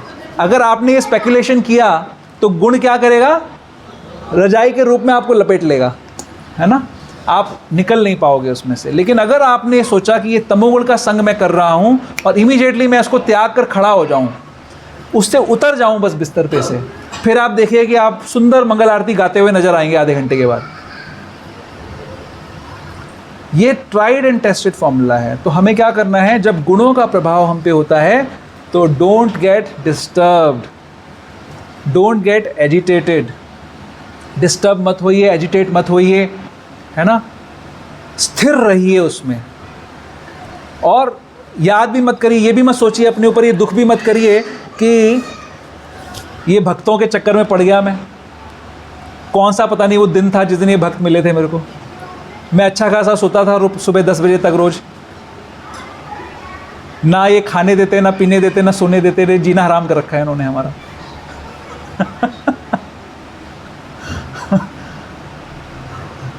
ये अगर भाव आए तो क्या समझना है, हम अटैच हो रहे हैं तमोगुण से। हाँ, याद कर रहे हैं तमोगुण को। अभी आप तमोगुण में नहीं हो, लेकिन आप याद कर रहे हो कि तमोगुण का समय भी क्या समय था, कितना सुंदर मैं सोता था उस समय, क्या क्या भक्षण करता था, कुछ सोचना नहीं पड़ता था कि कौन से जानवर का मांस है, खाता था उसको। कौन सा पेय है, कौन सा पदार्थ जिसको पी रहा हूँ, ये भी डिफरेंट नहीं करना पड़ता था, जो मिल जाए पी लेता था। अब कितनी मुश्किल हो गई है। ये होगा अटैचमेंट। समझ रहे हो? 5 चीज़ें जो है ना उसमें, ये सब चीज़ें साइंटिफिक हैं। ये अब जब आ जाए, जब ये हमारे ऊपर प्रभाव करे, तो क्या हम उससे द्वेष कर रहे हैं, हेट कर रहे हैं? ये भी बहुत इम्पॉर्टेंट है कि मान लीजिए कि तमोगुण का प्रभाव हम पे है ना। कई बार भक्त मेरे से पूछते हैं कि प्रभु जी, मेरा YouTube देखने से मैं निकल नहीं पा रहा, मैं चक्कर में फंसा हुआ हूँ। तो उनके अंदर बड़ी वो ग्लानि है कि मैं क्यों फंसा हुआ हूँ इसके अंदर, मैं कैसे निकलूँ इसके अंदर से, ये क्यों हो रहा है मेरे साथ में। ये चिंतन नहीं करना है। जो हो रहा है, जो गुणों का, ये पहले तो ये समझना है कि प्रकृतेर क्रियमाणानि गुणे कर्वाणि सर्वशः अहंकार विमूढ़ आत्मा कर्ताहम इति मन्यते। ये प्रकृति के 3 गुण हमसे अलग अलग काम करा रहे हैं, लेकिन मूर्खतावश हम सोच रहे हैं कि हम कर रहे हैं। इसका मतलब ये नहीं है कि गलत करने का लाइसेंस आपको मिल गया। इसका मतलब ये है कि ये समझना है कि गुणों का प्रभाव हम पे होता है, जो हमसे कुछ कराने की शक्ति रखते हैं। वो गुणों का प्रभाव हम पे क्यों हो रहा है? क्योंकि हम गलत संग कर रहे हैं। ध्यायते विषयाम पुंसा संगस्तेषु उपजायते संगात संजायते कामा कामात् क्रोध विजायते क्रोधात् भवति सम्मोहा सम्मोहात् स्मृति विभ्रमा स्मृति भ्रंशात् बुद्धिनाशो बुद्धिनाशात् प्रणश्यति। शुरुआत कहाँ से हुई? ध्यायते विषयाम पुंसा। हमने इंद्रिय के विषयों का ध्यान करा तो उससे संग अटैचमेंट उत्पन्न हो गया। तो हमने गलती वहाँ पे करी। तो अब जब अटैचमेंट हो गया किसी चीज़ से, तब वो गुणों का प्रभाव है हम पे। अब उसके बाद भी रास्ता है, चाबी है हमारे पास, निकल सकते हैं। वो चाबी है ये 5 चीज़ें जो भगवान कह रहे हैं कि अगर ऐसा प्रभाव हो भी जाए हम पे, तो भी न्यूट्रल रहो, ना तो उससे हेट करो, ना उससे ईर्ष्या करो, ना उससे अटैचमेंट करो। जो ऐसी गलत भावना हमारे हृदय में आ रही है, वो आके चली जाएगी। जैसे आपको एक प्रैक्टिकल उदाहरण बताता हूँ। अगर आपने कभी नदी में स्नान किया होगा, तो नदी में जब हम स्नान करते हैं तो हमारे शरीर के छेदों में पानी चला जाता है, यानी कानों में, नथुनों में पानी चला जाता है। अब जब ऐसा पानी जाता है और जो इनएक्सपीरियंस है वो क्या करता है, पूरी जोर से अपने सर को हिलाता है। हरि बोल। आपको एक्सपीरियंस है इस चीज़ का? जब जोर से सर को हिलाते हैं तो क्या होता है? पानी बाहर आता है या अंदर चला जाता है? अंदर चला जाता है। तो क्या होता है, जिस चीज़ से आप बचना चाहते हो वो चीज़ आपके अंदर और हावी हो जाती है। आपको डर ये लग रहा होता है कि ये पानी मेरे शरीर के अंदर जा रहा है, इसलिए आप सर हिलाकर उसको निकालने की कोशिश करते हो, लेकिन क्या होता है, वो और अंदर चला जाता है। इसके विपरीत आपने डुबकी लगाई और सीधा ऐसे निकल आए, तो क्या होगा कि पानी जिस छेदों से अंदर गया था उसी छेदों से बाहर आ जाएगा अपने आप। आपको कुछ चिंता करने की ज़रूरत नहीं है, कुछ भी अंदर नहीं जाएगा। इसी प्रकार से जब गुणों का प्रभाव हम पे हो जाए और अगर हम बहुत ज़्यादा उनके साथ छेड़खानी करें, बहुत ज़्यादा उसमें लव एंड हेट का रिलेशनशिप बनाएं, तो वो हम पे प्रभाव कर जाएंगे। अगर हम उनको आने दें, जैसे पानी बहता हुआ आता है चला जाता है, वैसे बहने दें उनको और एक्ट ना करें उसके ऊपर प्रतिक्रिया ना करें, तो हम उन गुणों के प्रभाव से बच जाएंगे। ये साइंस बता रहे हैं भगवान कि गुणातीत व्यक्ति ऐसा नहीं सोचता कि डिप्रेस हो जाएगा, जी मेरे साथ मैं तो कुछ भी कर लूँ, मेरा भजन कितने समय से मैं कर रहा हूँ, अब मैं उबर ही नहीं पा रहा हूँ इन चीज़ों से। ऐसा सोचते हैं कई बार भक्त, ऐसी ग्लानि उनके अंदर होती है। तो ऐसी ग्लानि करने की जगह और उसके बाद सरेंडर करने की जगह लोग क्या करते हैं, ग्लानि करते करते फिर क्या करते हैं, सरेंडर कर देते हैं। यानी गुण जो कराना चाहते हैं वो करने लग जाते हैं। उसकी जगह क्या करना है, ग्लानि नहीं करनी है, रिकॉग्नाइज करना है कि हाँ, गुणों का प्रभाव मेरे पे हो रहा है, एक पर्टिकुलर गुण मेरे पे इफेक्ट कर रहा है जिसकी वजह से मेरे अंदर ऐसी वृत्ति आ रही है। इस समय मुझे शांति से बैठना है, मुझे सोचना है कि मैं क्या कृष्णा कॉन्शियस एक्टिविटी कर सकता हूँ। अगर मन कर रहा है यूट्यूब देखने का या कोई रील देखने का, तो क्या कोई सुंदर सा कीर्तन सुन सकता हूँ जिससे मेरा मन डाइवर्ट हो जाए? क्या मैं किसी भक्त से बात कर सकता हूँ जिससे जो मेरे को थोड़ी सांत्वना दे, थोड़ा सा मेरे से बातचीत कर ले तो मेरा मन शांत हो जाए? क्या मैं कोई किताब पढ़ सकता हूँ? क्या मैं कोई सुंदर कीर्तन गा सकता हूँ? ऐसा अगर एक सेकंड के लिए आपने विचार करके अपने आप को रोक लिया, स्थिर हो गए, ना इंगते, तो आप बच जाओगे। ये हम सबको जानना जरूरी है कि ये हम सब की प्रॉब्लम है। हर जीव के ऊपर ये गुण प्रभाव कर रहे हैं, कोई भी जीव ऐसा नहीं है। और जो बच रहे हैं वो इसी तरीके से बच रहे हैं, ये 5 तरीके से ही बच रहे हैं। ये 5 कार्य कर कर ही वो बच रहे हैं, नहीं तो नहीं बच सकता कोई भी संसार में। तो ये बहुत सुंदर उत्तम ज्ञान भगवान हमको दे रहे हैं कि कैसे हम आत्मावलोकन करें कि हमारे ऊपर गुणों का प्रभाव हो रहा है कि नहीं हो रहा है। तो समझ में आ गया? मोटा मोटा बात समझ में आई कि क्या करना है, क्या 5 चीज़ें करनी है सबको। जब उनको हेट नहीं करना है, यानी जो हो रहा है, गुणों का प्रभाव हो रहा है, तो उसके बारे में उससे ईर्ष्या नहीं करनी है। और गुण चले जाएं तो ये भी नहीं सोचना कि हाय वो क्या दिन थे जब मैं सोता रहता था, है ना। उनको याद भी नहीं करना है कि मैं बड़ा अच्छा समय बिता रहा था पहले, है ना, ये भी नहीं करना है। अगर ऐसा हो रहा है तो हम गुणों में बंधे हुए हैं, ये समझ जाना है। तो बंधन से हमें मुक्त होना है। फिर तीसरा काम क्या करना है? न्यूट्रल, उदासीनवद, न्यूट्रल रहना है। चौथा क्या करना है? डिस्टर्ब नहीं होना है, एजिटेट नहीं होना है। और 5वां क्या करना है? ना इंगते, स्थिर रहना है। ये 5 चीज़ें 22 नंबर और 23 नंबर श्लोक में भगवान फॉर्मूला बता रहे हैं कि ये इस तरीके से जो गुणातीत लोग हैं उनके लक्षण क्या होते हैं, जिससे हम ये सीख सकते हैं कि अगर हम इसको प्रैक्टिस करें तो हम भी गुणों के पार जा सकते हैं। अगर कोई एक जीव जा सकता है, सारे जीव एक समान हैं भगवान के लिए, तो एक जा सकता है तो दूसरा क्यों नहीं जा सकता? बस उसको ये करना पड़ेगा। क्लियर? समझ में आई ये बात? तो अब हम चलते हैं आगे, जो अगले 2 श्लोक हैं जिसमें भगवान ये बता रहे हैं कि अगर दूसरे लोग हमें देखें तो वो कैसे जज करेंगे कि हम गुणातीत हुए कि नहीं हुए। ये नहीं कह रहे कि हम दूसरों को देखें और बोलें कि ये गुणातीत हुई कि नहीं हुई। दूसरे हमें देखें तो उनको समझ में आ जाएगा, अगर कि इन गुणों पे वो हमें कसौटी पे कसेंगे कि ये गुण अगर इस व्यक्ति के अंदर है तो ये गुणातीत व्यक्ति है। तो क्या गुण है वो आप समझते हैं, वो भी सुंदर चर्चा है।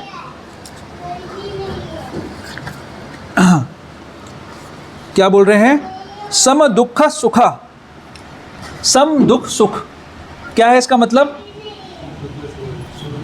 कितने लोग हैं ऐसे? कोई एग्जाम्पल याद है किसी को? सुख दुख में सम रहने वाला, क्या मतलब होता है? सुख दुख में सम रहने का क्या मतलब होता है? जैसे हम गुणों के लिए बोल रहे हैं कि जब वो आ जाते हैं, गुणों का प्रभाव हमारे पे हो जाता है, तो आप न्यूट्रल रहिए। आप स्वीकार कर लीजिए कि गुणों का प्रभाव हमारे पे है और अब मुझे क्या इस पे एक्ट नहीं करना, इस पर्टिकुलर चीज़ पे मुझे कृष्णा कॉन्शियस एक्टिविटी करनी है। क्योंकि जो गुण का प्रभाव हो रहा है वो आपके कंट्रोल में नहीं है, आप कैसे एक्ट करते हैं वो आपके कंट्रोल में है। इसी प्रकार सुख और दुख जब हमारे जीवन में आता है उसमें हमारा कंट्रोल है किसी का कंट्रोल है? कोई बोल सकता है कि जी अब जी अभी मैं 1 साल तक बस सुखी रहूँगा, और दुख जो है उसके अगले साल फिर दुख का कोटा वो आएगा। फिर ऐसा कर सकते हैं हम? कभी भी दुख आ सकता है और कभी भी सुख आ सकता है ना। तो सम रहने का क्या मतलब है? क्या मतलब है सम रहने का? जो सम नहीं है वो कैसे बिहेव करता है? चलो ऐसे बताओ, आपने तो देखा ही होगा, समाज में सब तरफ होता है।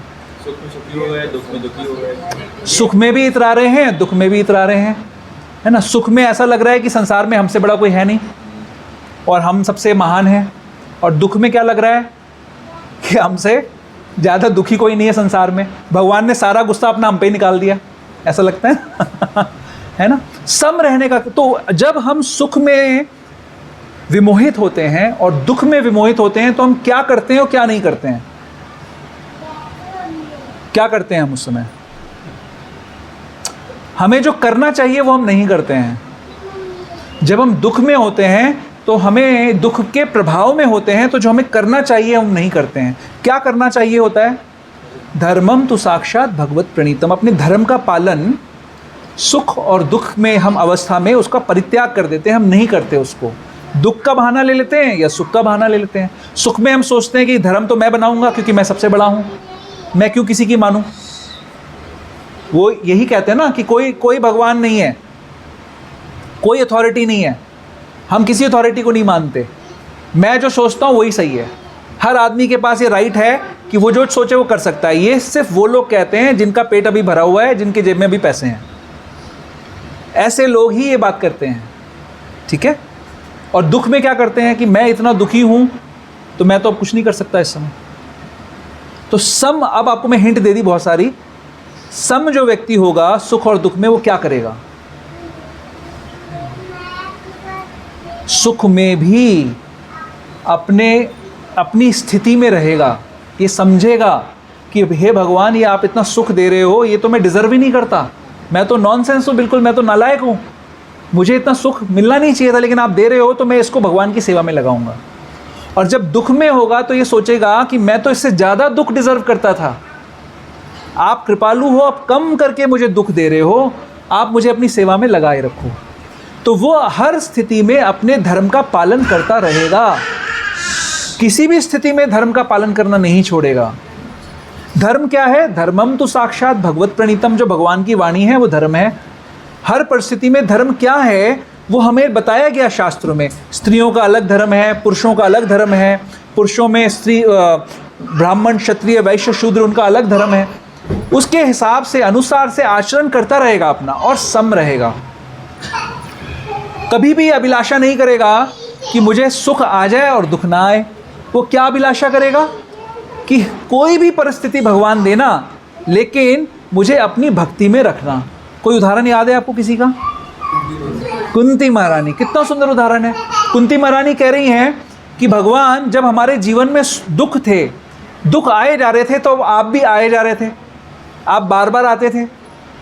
अब हमारे जीवन से दुख जा रहा है तो आप भी जा रहे हो, तो इसकी जगह तो दुख आ जाए तो ज़्यादा अच्छा है, तो आप तो रहोगे कम से कम। तो भक्त जो गुणातीत है, वो ना तो सुख चाहता है ना दुख चाहता है, वो सम रहता है, अपनी ड्यूटीज़ को करता रहता है, और भगवान को चाहता है कि भगवान जिस परिस्थिति में रखना, अपना भजन मत भुलाना, मैं आपका भजन करता रहूं हर परिस्थिति में, बस ऐसा सोचता है। समझ में आ गई बात? फिर क्या है? स्वस्थ। हम पूछते हैं लोगों से, स्वस्थ हैं आप स्वस्थ हैं? बढ़िया। बढ़िया है। स्वस्थ का क्या मतलब है? स्वस्थ शब्द दो शब्दों से बना है। स्वस्थ, जो स्व में स्थित है उसको कहते हैं स्वस्थ। हम तो सिर्फ शारीरिक स्वस्थता की बात करते हैं कि शरीर जैसा चलना चाहिए वैसा चल रहा है, इसलिए हम स्वस्थ हैं। आप अगर 13-22 में जाएंगे, उसमें एक और शब्द यूज़ किया जा रहा है, प्रकृतिस्थ यूज़ हो रहा है 13-22 में। क्या मतलब है उसका बताओ? पुरुषः प्रकृतिस्थो ही भुंक्ते प्रकृति जान गुणान कारणम गुण संगोस्य सद असद योनिषु जन्मसु। एक जगह शब्द यूज हो रहा है आज, गुणातीत जो है वो क्या है? वो स्वस्थ है, और गुणों के अधीन है वो क्या है? वो प्रकृतिस्थ है। क्या मतलब है दोनों का? जो प्रकृति में स्थित है, जो प्रकृति के गुणों के साथ खिलवाड़ कर रहा है, उनके प्रभाव में जो चल रहा है, वो है प्रकृति में स्थित व्यक्ति। जो गुणातीत है वो स्व में स्थित है। स्व कौन है? हम कौन हैं? स्व का मतलब क्या है? जीवेर स्वरूप होए कृष्णेर नित्य दास, जिसको पूरा ये याद है हर समय कि मैं भगवान का दास हूँ। शरीर भले किसी का भी हो, स्त्री का हो, पुरुष का हो, स्टूडेंट का हो, बुढ़ापे का हो, किसी का भी शरीर हो, मैं भगवान का नित्य दास हूँ, इस बात पे जो स्थित है वो है स्वस्थ। तो गुणातीत व्यक्ति कौन होता है? स्वस्थ होता है। आप स्वस्थ हैं? हैं स्वस्थ आप लोग? प्रयास कर रहे हैं, स्वस्थ बनने का प्रयास कर रहे हैं हम सभी लोग। हो भी सकता है आप में से कोई विभूति होगा, हम प्रयास कर रहे हैं, लेकिन है ना। आगे चलते हैं। फिर क्या आगे बात हो रही है? सम दुख सुख स्वस्थ सम लोष्टाश्म कांचना। लोष्टाश्म कांचना, कांचन किसको कहते हैं? क्या लिखा है प्रभुपाद ने इसका मतलब?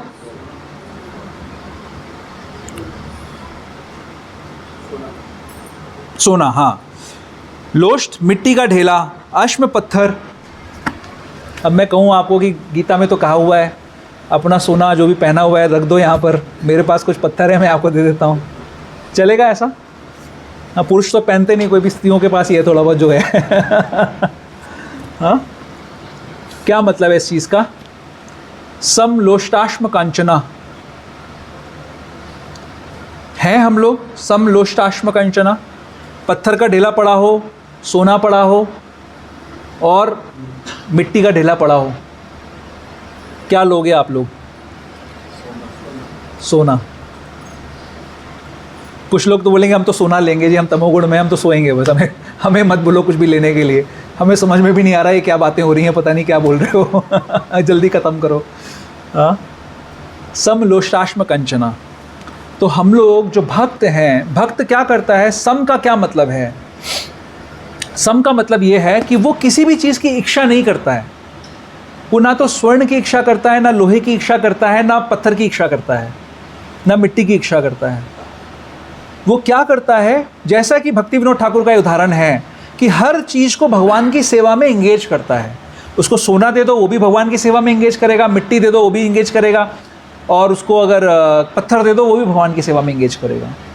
हर वस्तु को वो भगवान की सेवा में इंगेज करेगा, उसमें वो डिफ्रेंशिएट नहीं करता। उसको पत्थर जैसे लोग मिल जाएं, सोने जैसे लोग मिल जाएं, और आपके मिट्टी जैसे लोग मिल जाएं, उनको सेवा में इंगेज करेगा। उसको सोना मिल जाए वेल्थ के रूप में तो भी भगवान की सेवा में इंगेज करेगा। वो भेद नहीं करेगा। इसका मतलब हम आपके जीवन में इसका क्या मतलब है? आप ये बताओ मुझे, इसको कैसे प्रैक्टिकली इंगेज करोगे? ये तो समझ में आ गया जी, अगर आप लोग देने वाले हो, दान करोगे और सोना दोगे तो हम सेवा में लगा लेंगे, लेकिन आपकी परिस्थिति में आप क्या करोगे? इसको कैसे समझोगे? कोई उदाहरण बताओ मुझे। How do you understand this thing? क्या करोगे? हम सबको भगवान ने एक विशेष परिस्थिति दी है। जब भगवान पुल बना रहे थे लंका के लिए, तो कितने किस तरीके के सहायक थे भगवान के? हनुमान जी जैसे वानर थे जो बड़े बड़े पहाड़ पत्थर डाल रहे थे, और गिलहरी भी थी जो अपने मुंह से एक कंकड़ दबा के वो भी डाल रही थी। तो भगवान ने गिलहरी की सेवा को भी स्वीकार किया है ना, उसको आशीर्वाद दिया। उसके ऊपर आज भी 3 धारियाँ जो दिखती हैं भगवान राम के हाथों की उंगलियों के निशान दिखते हैं, है ना। तो हम सब भी अपनी अपनी परिस्थितियों में अलग अलग शक्तियाँ रखते हैं। किसी के पास बहुत सारा सोना है, किसी के पास बहुत सारे पत्थर हैं, किसी के पास बहुत सारी मिट्टी है। हम अगर गुणातीत हैं तो हम अपनी परिस्थिति में स्थित रहें। हम आकांक्षा ना करें कि हमें सोना मिल जाए। पत्थर वाला और मिट्टी वाला ये ना सोचे कि हमें सोना मिल जाए, और सोना वाला ये ना सोचे कि यार नंदग्राम में ज़्यादा आनंद है, मैं तो बहुत फंसा। ऐसे भी लोग हैं, पता है आपको, है ना, जो जितने अमीर लोग हैं, जितने बहुत इंडस्ट्रियलिस्ट हैं, बहुत कामों में फंसे हुए हैं, वो शांति चाहते हैं। तो उनको लगता है कि हम ये सब छोड़ें और जाएं कहीं पे। जैसे भरत महाराज का एग्जाम्पल है ना। भारत नाम उनके नाम पे पड़ा है। सब कुछ छोड़ा उन्होंने। क्या क्या छोड़ा? कितने लोग हैं जिन संसार में आज जो भरत महाराज जैसा वैभव जिनके पास होगा? सब कुछ छोड़कर जंगल में गए, शांति भक्ति करेंगे, भजन करेंगे, शांति के लिए गए। तो अब जैसे अभी पिछले, मैं आप लोगों को स्टार्टिंग इसलिए मैं बोल रहा था कि स्टार्टिंग जो हमारी हुई थी नंदग्राम भक्तिग्राम जाने की बातों पे हम चर्चा करते हैं, और हम लोग उत्साहित भी हो जाते हैं जाने के लिए, है ना। हमें लगता है कि छोड़ो और भागो। तो हमारा मोटिवेशन क्या ये है कि हम यहाँ की जो दिक्कतें हैं उनको छोड़कर भागें और वहाँ पे आश्रय लें और वहाँ पर हमें आनंद मिल जाएगा, या हमारा मोटिवेशन ये है कि हम गुरु महाराज की प्रसन्नता के लिए जाना चाहते हैं? अगर हमारा मोटिवेशन गुरु महाराज की प्रसन्नता है तो ही हमारा जाना सफल हो पाएगा, नहीं तो हम मुंह उठा के वापस आ जाएंगे, क्योंकि हम रहेंगे संसार में ही और संसार में सुख है नहीं। तो जब सुख की आकांक्षा से जाएंगे तो सुख तो मिलेगा नहीं, सेवा की आकांक्षा से जाएंगे तो सेवा करने में हम सफल हो सकते हैं गुरु की शक्ति के माध्यम से। तो हमारी जो परिस्थितियां हैं उन परिस्थितियों में स्थित रहते हुए हम कैसे भगवान की सेवा कर सकते हैं, और सेवा को बढ़ाने के लिए अगर परिस्थिति बदलनी पड़े तो बदली जा सकती है, अदरवाइज नहीं। अपने आनंद को बढ़ाने के लिए, अपने आराम को बढ़ाने के लिए अगर हम परिस्थितियों को बदलना चाहते हैं तो वो कोई फ़ायदा नहीं है। हमको भगवान ने, हम जो डिज़र्व करते थे वैसी परिस्थितियाँ दी हैं सबको, किसी को बहुत अच्छी दी हैं, किसी को कम अच्छी दी हैं, बट उनको आप प्राय बदल नहीं पाओगे ज़्यादा। अगर बदलने का प्रयास करोगे तो एक हाथ से मिलेगा, दूसरे हाथ से चला जाएगा। ये प्रैक्टिकल है। आप देख लो, अब जैसे इनकम लेवल्स बढ़ गए हैं, मैं अगर अपने इकोनॉमिकल पॉइंट ऑफ व्यू से बात करूं तो मैं एटलीस्ट अपनी बात कर सकता हूं कि मैं जिस सोशल स्टेटस में मैं पैदा हुआ था, मैं आज भी उसी सोशल स्टेटस में हूं। जबकि इनकम्स हमारी अगर रुपए में कैलकुलेट करी जाए तो बहुत गुना बढ़ चुकी हैं, लेकिन सोशल स्टेटस सबका एक साथ चल रहा है, उसी स्टेटस में हम घूम रहे हैं। कितना भी प्रयास कर लो, स्टेटस थोड़ा बहुत 19-20 से ज़्यादा चेंज नहीं होगा। तो इसीलिए ये प्रयास निरर्थक है, बेकार है। तो समलोष्ट्र आश्म कांचना, तो ये कौन सा राम रावण युद्ध हो गया क्या हो गया ये?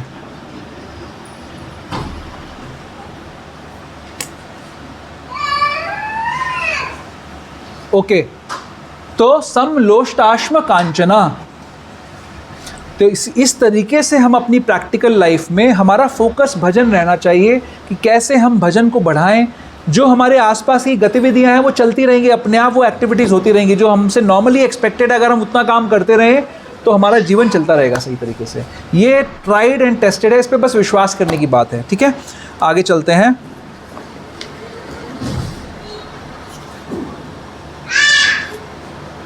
तुल्य प्रिया प्रियो, प्रिया प्रियो मतलब कि समभाव, जो प्रिय है और जो अप्रिय है उसमें समभाव।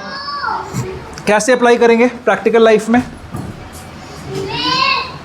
हाँ हाँ, सभी लोग भगवान के अंश हैं। और इसी के साथ में वो भी है, आगे आ रहा है, धीर तुल्य निंदात्म संस्तुति।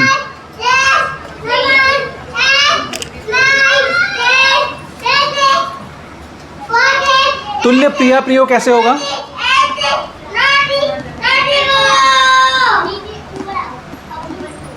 प्रैक्टिकल बताओ जल्दी जल्दी, अभी बहुत सारा रह गया है। प्रसाद पाना है सबको। जल्दी बताओगे तो आपको जल्दी मुक्ति मिलेगी।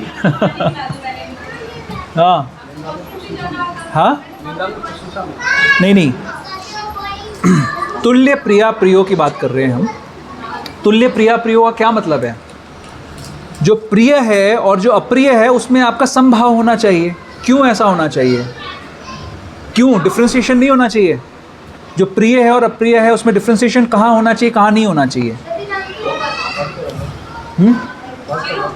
और भक्त और अभक्त क्या इसके आगे? हाँ,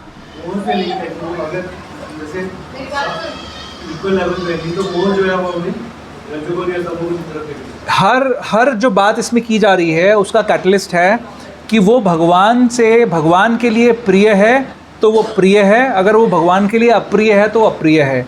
हमारी पर्सनल सेंस ग्रेटिफिकेशन के लिए जो प्रिय है और अप्रिय है उससे कोई फर्क नहीं पड़ता, उसमें वो सम रहेगा। पर्सनल सेंस ग्रेटिफिकेशन के लिए हमारी इंद्रियों को, हर इंद्रियों को कुछ चीज़ें प्रिय हैं, कुछ चीज़ें अप्रिय। जैसे नासिका है, मंदिर में कोई नया ब्रह्मचारी बनता है, उसको पहली सेवा क्या दी जाती है?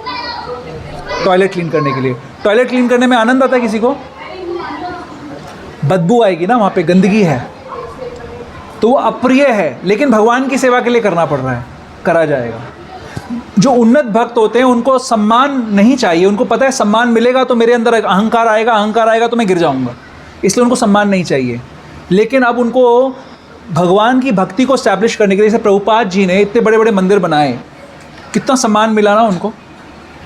उनको नहीं पता है कि सम्मान में खतरा है, लेकिन क्यों स्वीकार किया सम्मान? भगवान के नाम का प्रचार हो, भगवान की गरिमा बढ़े। जब हमारे मंदिर इतने सुंदर होंगे तो हमारे सुंदर मंदिरों को देख के हमारी प्रतिष्ठा, भगवान की प्रतिष्ठा बढ़ेगी, इसलिए उसको स्वीकार किया। तो क्राइटेरिया ये नहीं है कि मुझे क्या अच्छा, मेरे को क्या सम्मान मिल रहा है, मेरे लिए क्या अच्छा है क्या बुरा है। क्राइटेरिया ये है कि भगवान की सेवा के लिए जो प्रिय है उसका अगर त्याग करना है तो त्याग किया जाएगा, और जो अप्रिय है उसको स्वीकार करना है उसको भी स्वीकार किया जाएगा। ये है समता। ये प्रैक्टिकल चीज़ें हैं, देखो ये थियरी नहीं है। हमारे लाइफ में हर पड़ाव पे हमारे को ऐसे चॉइसेस करने पड़ेंगे। आप जैसे प्रभुपाद जी बोलते हैं कि when you are flying the aircraft you are alone. उस समय आप जब आप अपना विमान उड़ा रहे हैं उस समय आपकी जो एफिशिएंसी है उसके हिसाब से आपका विमान चलेगा। अगर आपने गलती करी तो आपको कोई बचा नहीं सकता उस समय। इसी प्रकार हम जो क्लासेस में डिस्कस कर रहे हैं, ये सारी बातें हमारी इंडिविजुअल लाइफ की भक्ति में इम्पॉर्टेंट हैं। हमें खुद इनको अप्लाई करना है। हमारे सामने आएंगे ऐसे सिचुएशंस जहाँ पर हमें डिसीजंस लेने होंगे। अगर सही डिसीजन लिया तो भक्ति चलती रहेगी, गलत डिसीजन लिया तो भक्ति डिरेल हो जाएगी। तो इट इज़ इम्पॉर्टेंट, हमें समझना ज़रूरी है कि ये प्रैक्टिकली कैसे इसको अप्लाई करना है। समझ में आया प्रिया प्रियो? फिर क्या है? धीरस तुल्यस निंदात्म संस्तुति, निंदा और आत्म संस्तुति। मेट्रो में जब हम लोग बुक डिस्ट्रीब्यूशन करते हैं तो सच में बड़ा लोग निंदा की दृष्टि से देखते हैं कि ये क्यों, ये क्या, ये कैसे, हॉकर कौन है ये। हाँ, बहुत करेज चाहिए उस टाइम में, वो भगवान करेज देते हैं तब हम कर पाते हैं डिस्ट्रीब्यूशन। जब हम कहीं पे बाहर जाते हैं याचक के तरीके से कुछ मांगते हैं लोगों से, तो लोग हमको घृणा दृष्टि से देखते हैं, घृणित दृष्टि से देखते हैं, क्योंकि हम उनको कुछ दे नहीं रहे हैं, उनकी दृष्टि में हम कुछ नहीं दे रहे हैं, है ना। लेकिन भगवान की सेवा के लिए ज़रूरी है तो उस समय हम निंदा को भी स्वीकार कर सकते हैं। और भगवान की सेवा के लिए अगर स्तुति ज़रूरी है, जैसा कि मैंने प्रभुपाद का एग्जाम्पल लिया, तो उसको भी स्वीकार कर सकते हैं। अगेन कैटलिस्ट ये है कि जो व्यक्ति ऐसा कर रहा है वो गुणातीत है, और जो ऐसा नहीं कर पा रहा, जो अपने लिए सम्मान ढूंढ रहा है, वो गुणों में बंधा हुआ है, वो राग में है, रजोगुण में है वो व्यक्ति। ये समझ जाएंगे हम, क्योंकि ये सारे गुण बताए जा रहे हैं समझने के लिए कि कौन व्यक्ति गुणातीत है ना। फिर हम अब चलते हैं क्विकली। मान अपमान यो तुल्यस्तुल्यो मित्रारि पक्षयो। मित्र और अरि, मित्र और अरि के अंदर भी समभाव है। ये मान अपमान की बात हमने लगभग कवर कर ली उसी के अंदर। तो मित्र और अरि, इसके बीच में भी कैसे भेद होगा, कौन मित्र है और कौन अरि है। हाँ, एक्चुअली तो साधु का लक्षण ये है कि वो अजात शत्रु है, उसका कोई शत्रु नहीं होता, है ना। तितिक्षवा कारुणिका, तितिक्षवा कारुणिका, आगे क्या है इसको याद है? तितिक्षवा कारुणिका सुहृदम से सर्वदेही नाम, तितिक्षवा कारुणिका सुहृदम सर्वदेही नाम, अजात शत्रु शांतः साधव साधु भूषणा, है ना। ये साधु के लक्षण बताए गए हैं कि वो टॉलरेंट होता है, दयावान होता है, हर जीव के ऊपर वो दया रखता है, और अजात शत्रु, उसका कोई शत्रु नहीं होता। तो वो मित्र और अरि, मित्र और अरि किसके होते हैं? शरीर के हैं ये मित्र और अरि। आत्मा का तो कोई मित्र नहीं है, आत्मा का तो कोई शत्रु नहीं है ना। इस शरीर को कोई नुकसान पहुंचाने आए तो वो शत्रु है, इस शरीर को कोई आराम देने आता है तो वो मित्र है। तो जो व्यक्ति गुणातीत है वो भेद नहीं करता। क्यों नहीं भेद करता? क्योंकि कोई शत्रु भी है तो वो समझता है कि मेरे ही पुराने कर्मों के फलों से कोई व्यक्ति मेरे साथ दुर्व्यवहार कर रहा है, इसका दोष इस पे नहीं है, ये मेरे पे ही दोष है इसका, ये मुझे मेरे ऋण से मुक्त कर रहा है, मेरे ऋण से, इसलिए वो समभाव रखता है। और जो मित्र है वो तो कोई उसका मित्रों के ऐसे अटैचमेंट से अपनी को रक्षा करता है कि मित्रों से अटैच ना हो जाऊं कहीं मैं, तो इस प्रकार से वो समभाव रखता है। अगर हम सम नहीं हैं तो समझ जाएं कि हम गुणों में बंधे हुए हैं। और सर्वारंभ परित्यागी, ये तो मैंने पहले ही डिस्कस कर लिया कि अकर्म की बात हमने डिस्कस कर ली। तो सॉरी, मैंने थोड़ा सा शॉर्टकट कर दिया क्योंकि अब टाइम बहुत हो गया है, 1:50 हो गया है। थोड़ा सा क्वेश्चन आंसर्स अगर किसी के कोई हैं तो हम ले सकते हैं। मैं यहाँ पे वाणी को विराम देता हूँ। किसी का कोई प्रश्न है तो प्लीज़ आप पूछ सकते हैं, कोई कमेंट है, प्रश्न है तो प्लीज़ आप पूछ सकते हैं। यस प्रभु, हरे कृष्ण।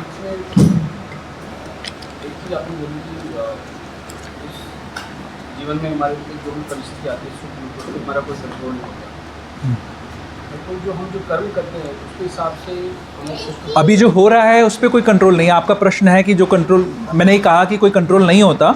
तो कंट्रोल कैसे नहीं होता? क्योंकि हम जो भुगत रहे हैं, जो प्रारब्ध कर्म हम भुगत रहे हैं, वो तो ऑलरेडी हमारे साथ घटित हो रहा है, उस पर हम कुछ कर नहीं पा रहे हैं, कर नहीं सकते। लेकिन अब जो हम कर रहे हैं उससे हम अपना फ्यूचर बना रहे हैं। ठीक है, तो आपका क्या डाउट है? हमारा कंट्रोल तो है ना, मतलब डिपेंड। अभी जो सुख दुख आ रहा है उस पर हमारा क्या कंट्रोल है? अभी हमारे साथ जो हो रहा है, हमें जो सुख मिल रहा है या दुख मिल रहा है, उस पर हम क्या कंट्रोल कर सकते हैं? फ्यूचर में सुख आए या ना आए उसके लिए हम कुछ कर सकते हैं। अभी जो हमारे साथ घटित हो रहा है उस पर हम कुछ नहीं कर सकते। वो हमें को मिल रहा है, उसको हम सह सकते हैं। Anything else? तो जैसे गुण की बात है, अगर जो मैं समझ रहा हूँ शायद सही है गलत है, वो गुण है हमको प्रेरित कर रहे हैं आप ये एक्टिविटी करो। तो वो एक्टिविटी करने को क्यों कहा जा रहा है, या फिर हमारा जो संग है या फिर पीछे जन्म तक कुछ हमारी संस्कार हैं, कुछ भी कर लो, तो वो तो हमने अपने जो हमें मन नियत थी उसकी तरफ तो धकेलेंगे। तो फिर वो तो फिर हमें उससे बचना है। तो अब आप कह रहे हो कि वो तो हमें मिलेगा मिलेगा, अब हम उससे बचना कैसे, तो वो थोड़ा सा। हाँ, सुख और दुख तो हमें मिलेगा। कुछ चीज़ें हैं लक्षण और कुछ चीज़ें हैं व्यवहार। पहले 2 श्लोक थे वो लक्षण के थे और ये वाले श्लोक हैं व्यवहार के। व्यवहार आप किस परिस्थितियों में करते हो, तो कुछ परिस्थितियां हैं जो कि बदली नहीं जा सकती, लेकिन लक्षण जो हैं, हमारा जो चरित्र है उसमें हम कैसे एक्ट करेंगे, हमारे सामने चॉइस आ गई, अब उसमें शक्ति लगेगी सही तरीके से एक्ट करने में। तो वो आपके लक्षणों के ऊपर आधारित रहेगा कि मतलब जो आप मान लीजिए आपको तमोगुण का एक पुराने प्रारब्ध से तमोगुण का अपने को सर्कमस्टेंसेस मिल गए, उसके अंदर हमारे पास चॉइस होगी हर एक्शन करने के टाइम पे कि हम तमोगुण के आधार पे करें या अपने आप को विड्रॉ करें, न्यूट्रल रखें, और जो 5 चीज़ें मैंने बताई उसके हिसाब से एक्ट करें, व्यवहार करें। तो तमोगुण होते हुए भी हम गुणातीत हो सकते हैं, ये पॉइंट है। और फिर जो परिस्थितियां हैं उसमें हम कैसे एक्ट करेंगे, कैसे निंदा होगी या स्तुति होगी या सुख होगा या दुख होगा, मान मिलेगा अपमान मिलेगा, उन परिस्थितियों में हम एक्ट करेंगे। वो गुणों के आधार पर हम अगेन कैसे एक्ट करना है हम डिसीजन ले सकते हैं। वो परिस्थितियों पे कंट्रोल नहीं कर सकते, बट उसमें कैसे एक्ट करना है उस पर आप कंट्रोल कर सकते हो। रिजल्ट पे हमारा कोई कंट्रोल नहीं होगा। अगर मान लो हम भक्ति चूज भी कर रहे हैं अभी के रिजल्ट में, हाँ, पुराने कर्म हमें ख़त्म हो गए, लेकिन जो प्रारब्ध कर्म है वो हमें भोगने हैं, वो चल रहा है अभी प्रारब्ध कर्मों का। और उस परिस्थिति में हम कैसे एक्ट कर रहे हैं, अब गुणों और अपने कर्म बढ़ा रहे हैं या कम कर रहे हैं, ये हमारे पे निर्भर करता है। तो जितने ही हम निचले गुण में होंगे उतना ही हमारे लिए ज़्यादा मुश्किल होगा उसको कंट्रोल करना, लेकिन संभव है। कैसे संभव है? कृष्ण भावना से संबद्ध। जैसे इसमें प्रभुपाद जी ये जो बता रहे हैं, ये बहुत इंपॉर्टेंट लाइन है, मैंने जो पढ़ी भी थी दोबारा से। लेकिन जब तक वह शरीर से बाहर नहीं आ जाता तब तक उसे उदासीन रहना चाहिए, उसे भगवान की भक्ति में लग जाना चाहिए, जिससे भौतिक देह से उसका ममत्व स्वतः विस्मृत हो जाए। जब मनुष्य भौतिक शरीर के प्रति सचेत रहता है तो वह केवल इंद्रिय तृप्ति के लिए कर्म करता है, लेकिन जब वह अपनी चेतना कृष्ण में स्थानांतरित कर देता है तो इंद्रिय तृप्ति स्वतः रुक जाती है। तो जो मोड्स ऑफ नेचर है, प्रकृति के जो गुण हैं, मनुष्य शरीर में जो जीव हैं, प्रकृति के गुण उसको धकेलेंगे उस तरीके के भोग करने के लिए, लेकिन उसके अंदर ऐसी क्षमता है कि वो रुक सकता है। जैसे पशु नहीं रुक सकता, जिस योनि का पशु है, शेर जो है वो मांस खाए बिना नहीं रह सकता, गाय मांस नहीं खाएगी, उसको शरीर वैसा नहीं मिला है। मनुष्य के पास ये चॉइसेस हैं कि आपको जैसा शरीर मिला है, आपको समझ में आ गया, तो अब आप भक्ति को प्रैक्टिस कर रहे हो, भक्ति को प्रैक्टिस करने से आपको वो शक्ति मिलेगी कि आप रुक सकते हो, अपने आप को रोक सकते हो उसके उस तरीके के एक्शन से, है ना। जैसे रजोगुण में क्रोध आया और काम उत्पन्न हुआ, कामेश क्रोधेश रजोगुण समुद्भव, तो रजोगुण से काम और क्रोध उत्पन्न हो गया हमारे हृदय में, है ना।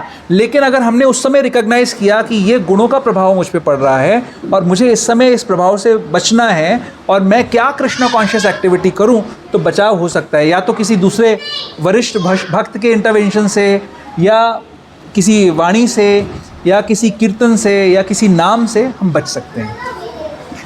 कई बार भक्त रोक देते हैं, जैसे मान लीजिए 2 लोग लड़ने के लिए आतुर हो रहे हैं और एक व्यक्ति आया, उसने दोनों को अलग कर दिया ज़बरदस्ती और उनको लड़ने नहीं दिया, तो बच गए ना। वो गुणों का प्रभाव तो था लेकिन बच गए। ऐसा ही कोई इंटरवेंशन कुछ हो सकता है, वो हम भी कर सकते हैं, कोई दूसरा भी कर सकता है। समझ में आया? हाँ हाँ, कोई भी आप बोलिए।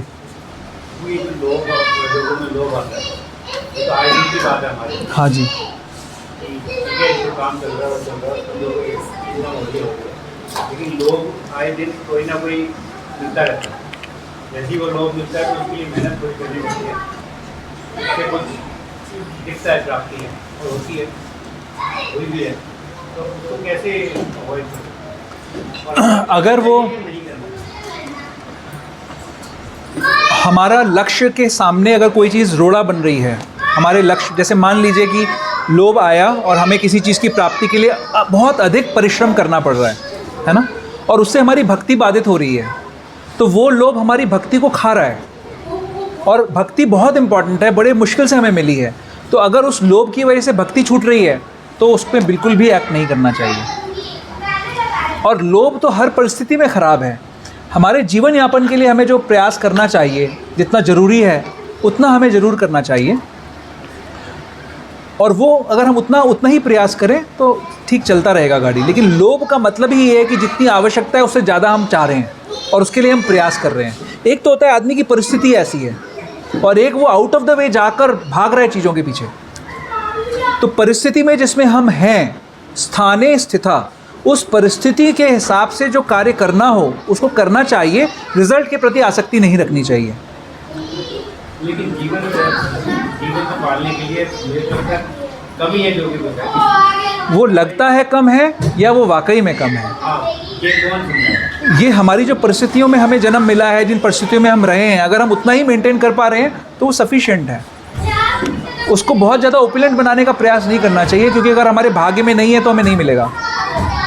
वो प्रयास निरर्थक हो जाएगा। प्रयास करने की शक्ति भगवान ने, प्रयास करने के लिए शक्ति चाहिए। वो शक्ति कहाँ से आई है? भगवान ने दी है। भगवान ने कौन सा प्रयास करने की शक्ति दी है?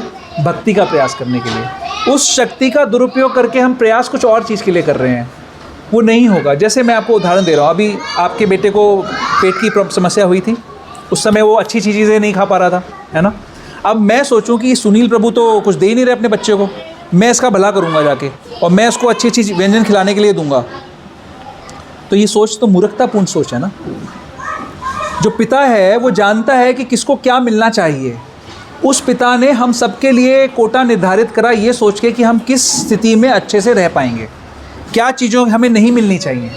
हमारे कर्मों के आधार पे, हमारी आसक्तियों के आधार पे उसने हमें दे दिया वो। अब हम सोच रहे हैं कि कोई दूसरा सोच रहा है कि हम चेंज कर देंगे, या हम स्वतः सोच रहे हैं कि हम उसको चेंज कर देंगे। आपका बेटा खुद प्रयास करने लग जाए कि नहीं मैं तो अच्छे से व्यंजन खाऊंगा, आप 2 थप्पड़ लगा के उसको बिठा दोगे, नहीं मैं नहीं दूंगा तेरे को, कितना नुकसान होगा। भगवान की सारी सत्ता वैसे चल रही है। मैं बहुत सरल शब्दों में आपको, सिंपल है, भक्ति से अगर छूटती है तो वो काम नहीं करना, बिल्कुल नहीं करना चाहिए। क्योंकि भक्ति अगर छूट गई, भक्ति हो रही है तो हम कर सकते हैं। भक्ति हो रही है तो उसको भक्ति में यूज़ करो।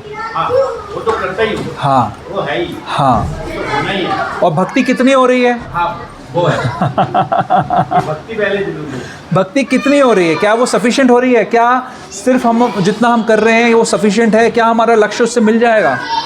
मैं स्पेसिफिक्स में नहीं जा रहा हूँ, लेकिन आप प्रिंसिपल को समझने का प्रयास करिए। प्रिंसिपल ये है कि स्थाने स्थिता, हमारी जो परिस्थिति है हमें उसमें रहते रहने का प्रयास करना चाहिए, वो स्टैंडर्ड ऑफ लिविंग मेंटेन करना चाहिए।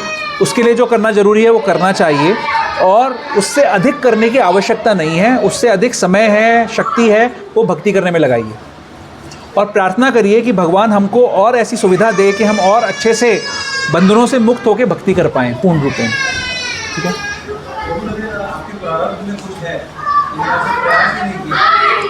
बिल्कुल सही बात है, बिल्कुल सही बात है।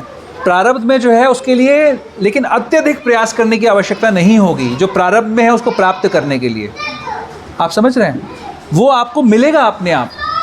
कितने ही ऐसे एग्जाम्पल्स हैं प्रभु कि वो अपॉर्चुनिटीज़ अपने आप सामने उपस्थित हो जाती हैं, और जिसको अपॉर्चुनिटीज़ मिलती हैं वो सोचता है कि मैंने क्या किया कि मुझे इतना सब कुछ मिल गया।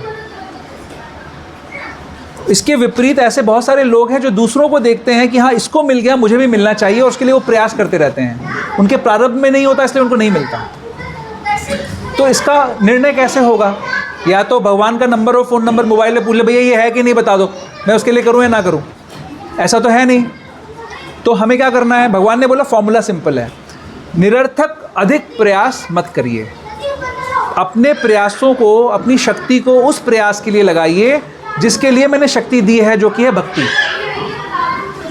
बाकी नॉर्मल प्रयास करिए, उससे आपको जो मिलना है मिल जाएगा।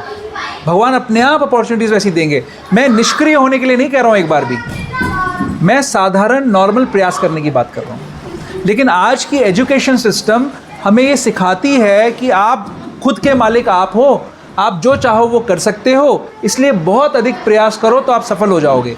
ये सिखाती है एजुकेशन, क्योंकि वो मिस इन्फॉर्म्ड हैं, उनको पता नहीं है, उनको ऐसा लगता है, ऐसा है नहीं। ठीक है, हाँ, लेज़ी इंटेलिजेंट बनना ज़्यादा अच्छा है।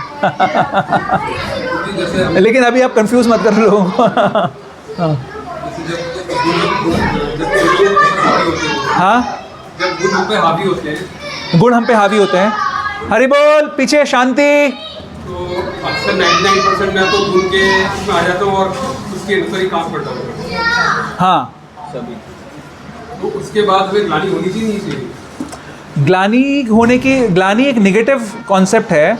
ग्लानि होने की जगह हमें लर्निंग होनी चाहिए कि हम फिर गिर गए, बहुत प्रयास तो कर ही रहा था आदमी, फिर भी गिर गया, फिर से गिर गए, ये दुख की बात है। लेकिन ठीक है, आगे भगवान चांस दे रहे हैं, मुझे भगवान बड़े दयालु हैं, वो बार बार चांस दे रहे हैं, अब मैं ऐसा नहीं करूँगा। और भगवान से प्रार्थना करनी चाहिए कि भगवान मेरी रक्षा करिए, मुझे रास्ता दिखाइए। हमें इस बात में लेज़ी नहीं होना चाहिए कि हम रास्ते ढूंढें वापस ना गिरने के। हम प्रयास करें। अगर हमने पहला कुछ प्रयास किया और उसके बाद भी हम वही प्रयास कर रहे हैं, कुछ एक्स्ट्रा नहीं कर रहे हैं, तो इसका मतलब हम केयरलेस हैं। जैसे मान लीजिए कि किसी एक पर्टिकुलर चीज़ से हमें अट्रैक्शन है और हम बार बार उस चीज़ में गिर रहे हैं, तो उसको कैसे रोकना है, उसके तरीक़ों पे हमारा मंथन होना चाहिए कि हम कैसे उससे बचें। ये प्रयास हम कर सकते हैं ग्लानि करने की जगह, और भगवान से प्रार्थना कर सकते हैं कि भगवान आप हमें रास्ता दिखाइए। तो भगवान हमारी सिंसियरिटी को हृदय में बैठे हुए देख लेंगे और वो समझ जाएंगे कि ये जेन्युइनली प्रयास कर रहा है बचने का, तो फिर हमें शक्ति भी देंगे, आइडिया भी देंगे और हम बच जाएंगे। यही होता है भक्तों के साथ में। जो एक प्रोग्रेसिव भक्त होता है वो धीरे धीरे ऐसे ही प्रगति करता है। भगवान सिंसियरिटी देखते हैं। जब देखते हैं कि धोखा दे रहा है, ये करने नहीं चाहता, तो उसको कुछ नहीं देते। लेकिन जो सिंसियर होता है ना, उसको भगवान उठाते हैं, निकालते हैं बाहर, उसको रास्ता देते हैं।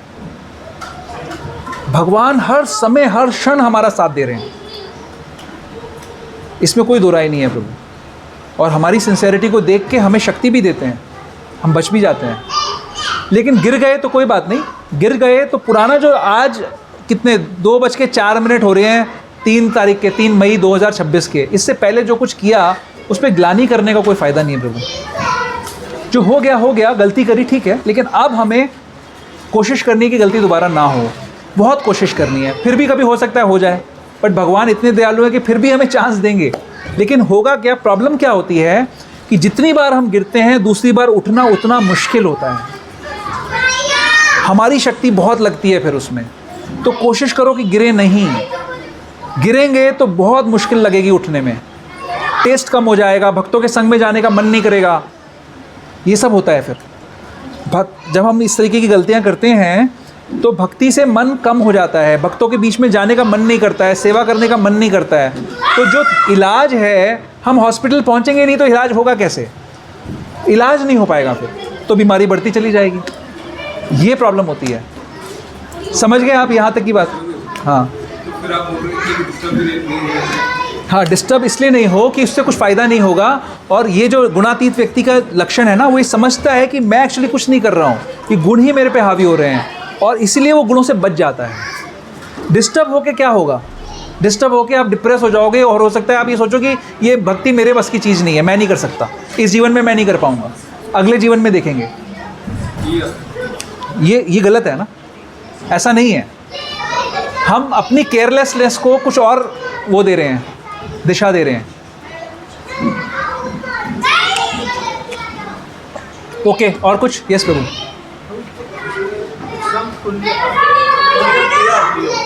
तो मैंने जो समझा, आप ये बोलो कि भगवान को जो प्रिय है, तो भगवान को जो अप्रिय है, उसके बेसिस पे हमें तुल्य समझना। उसके लिए वही क्राइटेरिया होना चाहिए, एक तो ये, और हमारी दृष्टि से कि प्रिय और अप्रिय में, अगर जैसे मान लीजिए कि आपको मैंने बोला कि बुक डिस्ट्रीब्यूशन करने जाना है, ठीक है, अब आपको मेरी शक्ल पसंद नहीं है, अब जाना दोनों को साथ में पड़ेगा। तो भगवान की सेवा को आपको कुछ अप्रिय है, तो आप उस अप्रिय को नकार रहे हो, भगवान की सेवा खराब हो रही है उसकी वजह से, तो वो आप नहीं कर सकते। और प्रिय है, लेकिन वो प्रिय आपकी सेवा में बाधा बन रहा है, तो उस प्रिय को त्याग दो। और अप्रिय है, वो सेवा कराने में सहायक है, उसको अपना लो, तो समता मानी जाएगी। भगवान की सेवा में जो अप्रिय है, नहीं, आपको कोई प्रिय है बट सेवा में बाधक है, उसको त्यागो। आपको कोई अप्रिय है बट सेवा में सहायक है, उसको अपना लो, तो ये समता मानी जाएगी। तो इसमें एनिमी और वो भी तो वही होगा ना, भगवान के एनिमी है, हमारे एनिमी। फिर आपने अपनी दोनों तरीके, हर दृष्टि में कैटलिस्ट है भगवान की सेवा। हमारा खुद का स्वार्थ का कोई मतलब नहीं है, ऐसे समझो हर चीज़ को। इसलिए वो हर बात पे यही बात अप्लाई होगी। ओके, किसी का कोई और क्वेश्चन, डाउट, कमेंट? प्रभु एक क्वेश्चन और, हाँ यस प्रभु। जैसे हमारी एज जिन्होंने प्री-पॉन्सिबिलिटी काट ली, हमारी एज, हम लोगों ने प्री-पॉन्सिबिलिटी काट ली है, हाँ हमारे बच्चे हैं, उनको कैसे आगे बढ़ना चाहिए? प्रभु, हमारे इसीलिए शास्त्र कहता है गुरु न शस्यात् स्वजनो न सस्यात्, पिता न सस्याज जननी न सस्याज, पति न सस्याज दैवम न तस्यान, ना मोचयेद यह समुपेत मृत्युम।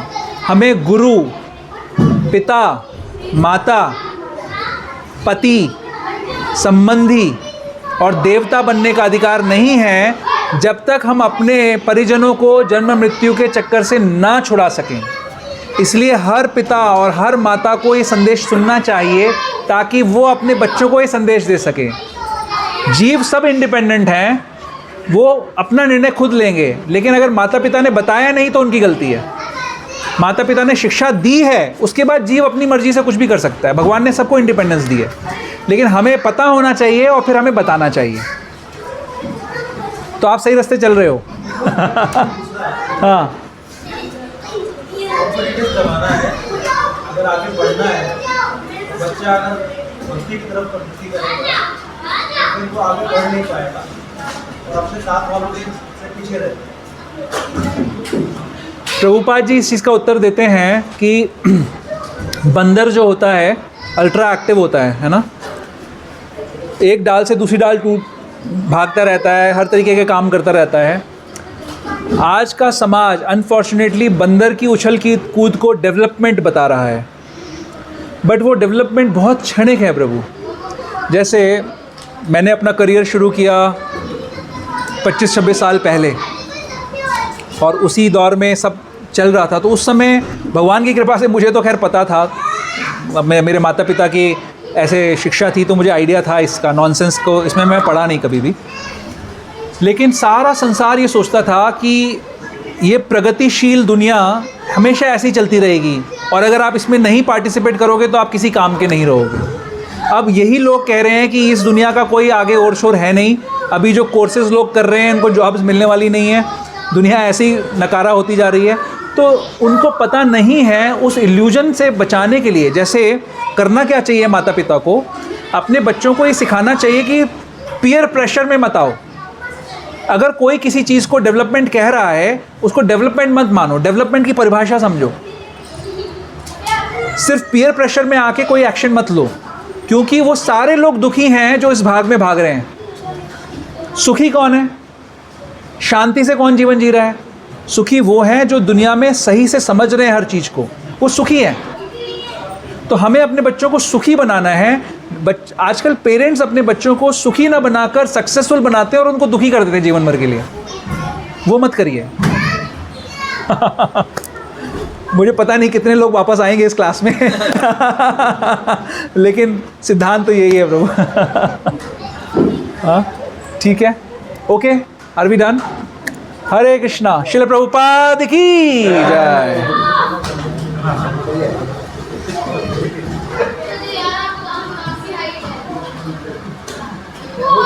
बोल रहे कि और कोई जगह नहीं जाने के लिए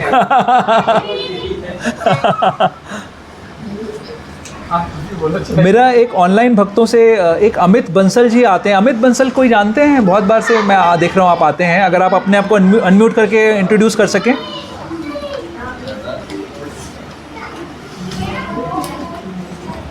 हरे कृष्णा। प्रणाम। हाँ प्रभु प्रणाम। हरे कृष्णा। मैं महाराज कुरुक्षेत्र अभी जो था माता जी के इनिशिएशन 7 कैंप उससे जुड़ा। कहाँ से जुड़े? कुरुक्षेत्र से? जी जी जी। अच्छा अच्छा अच्छा अच्छा अच्छा।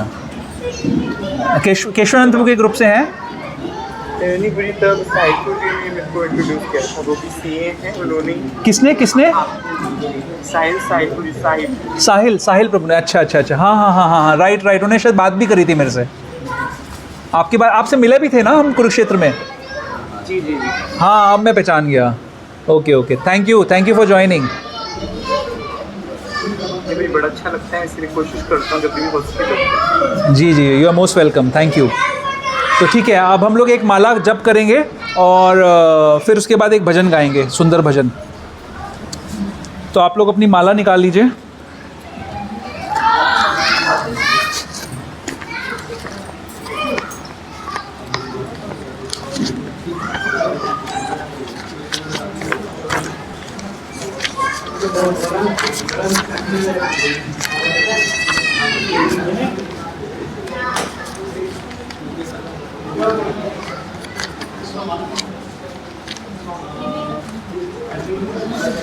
ये दर्श सबको बांटो बेटा।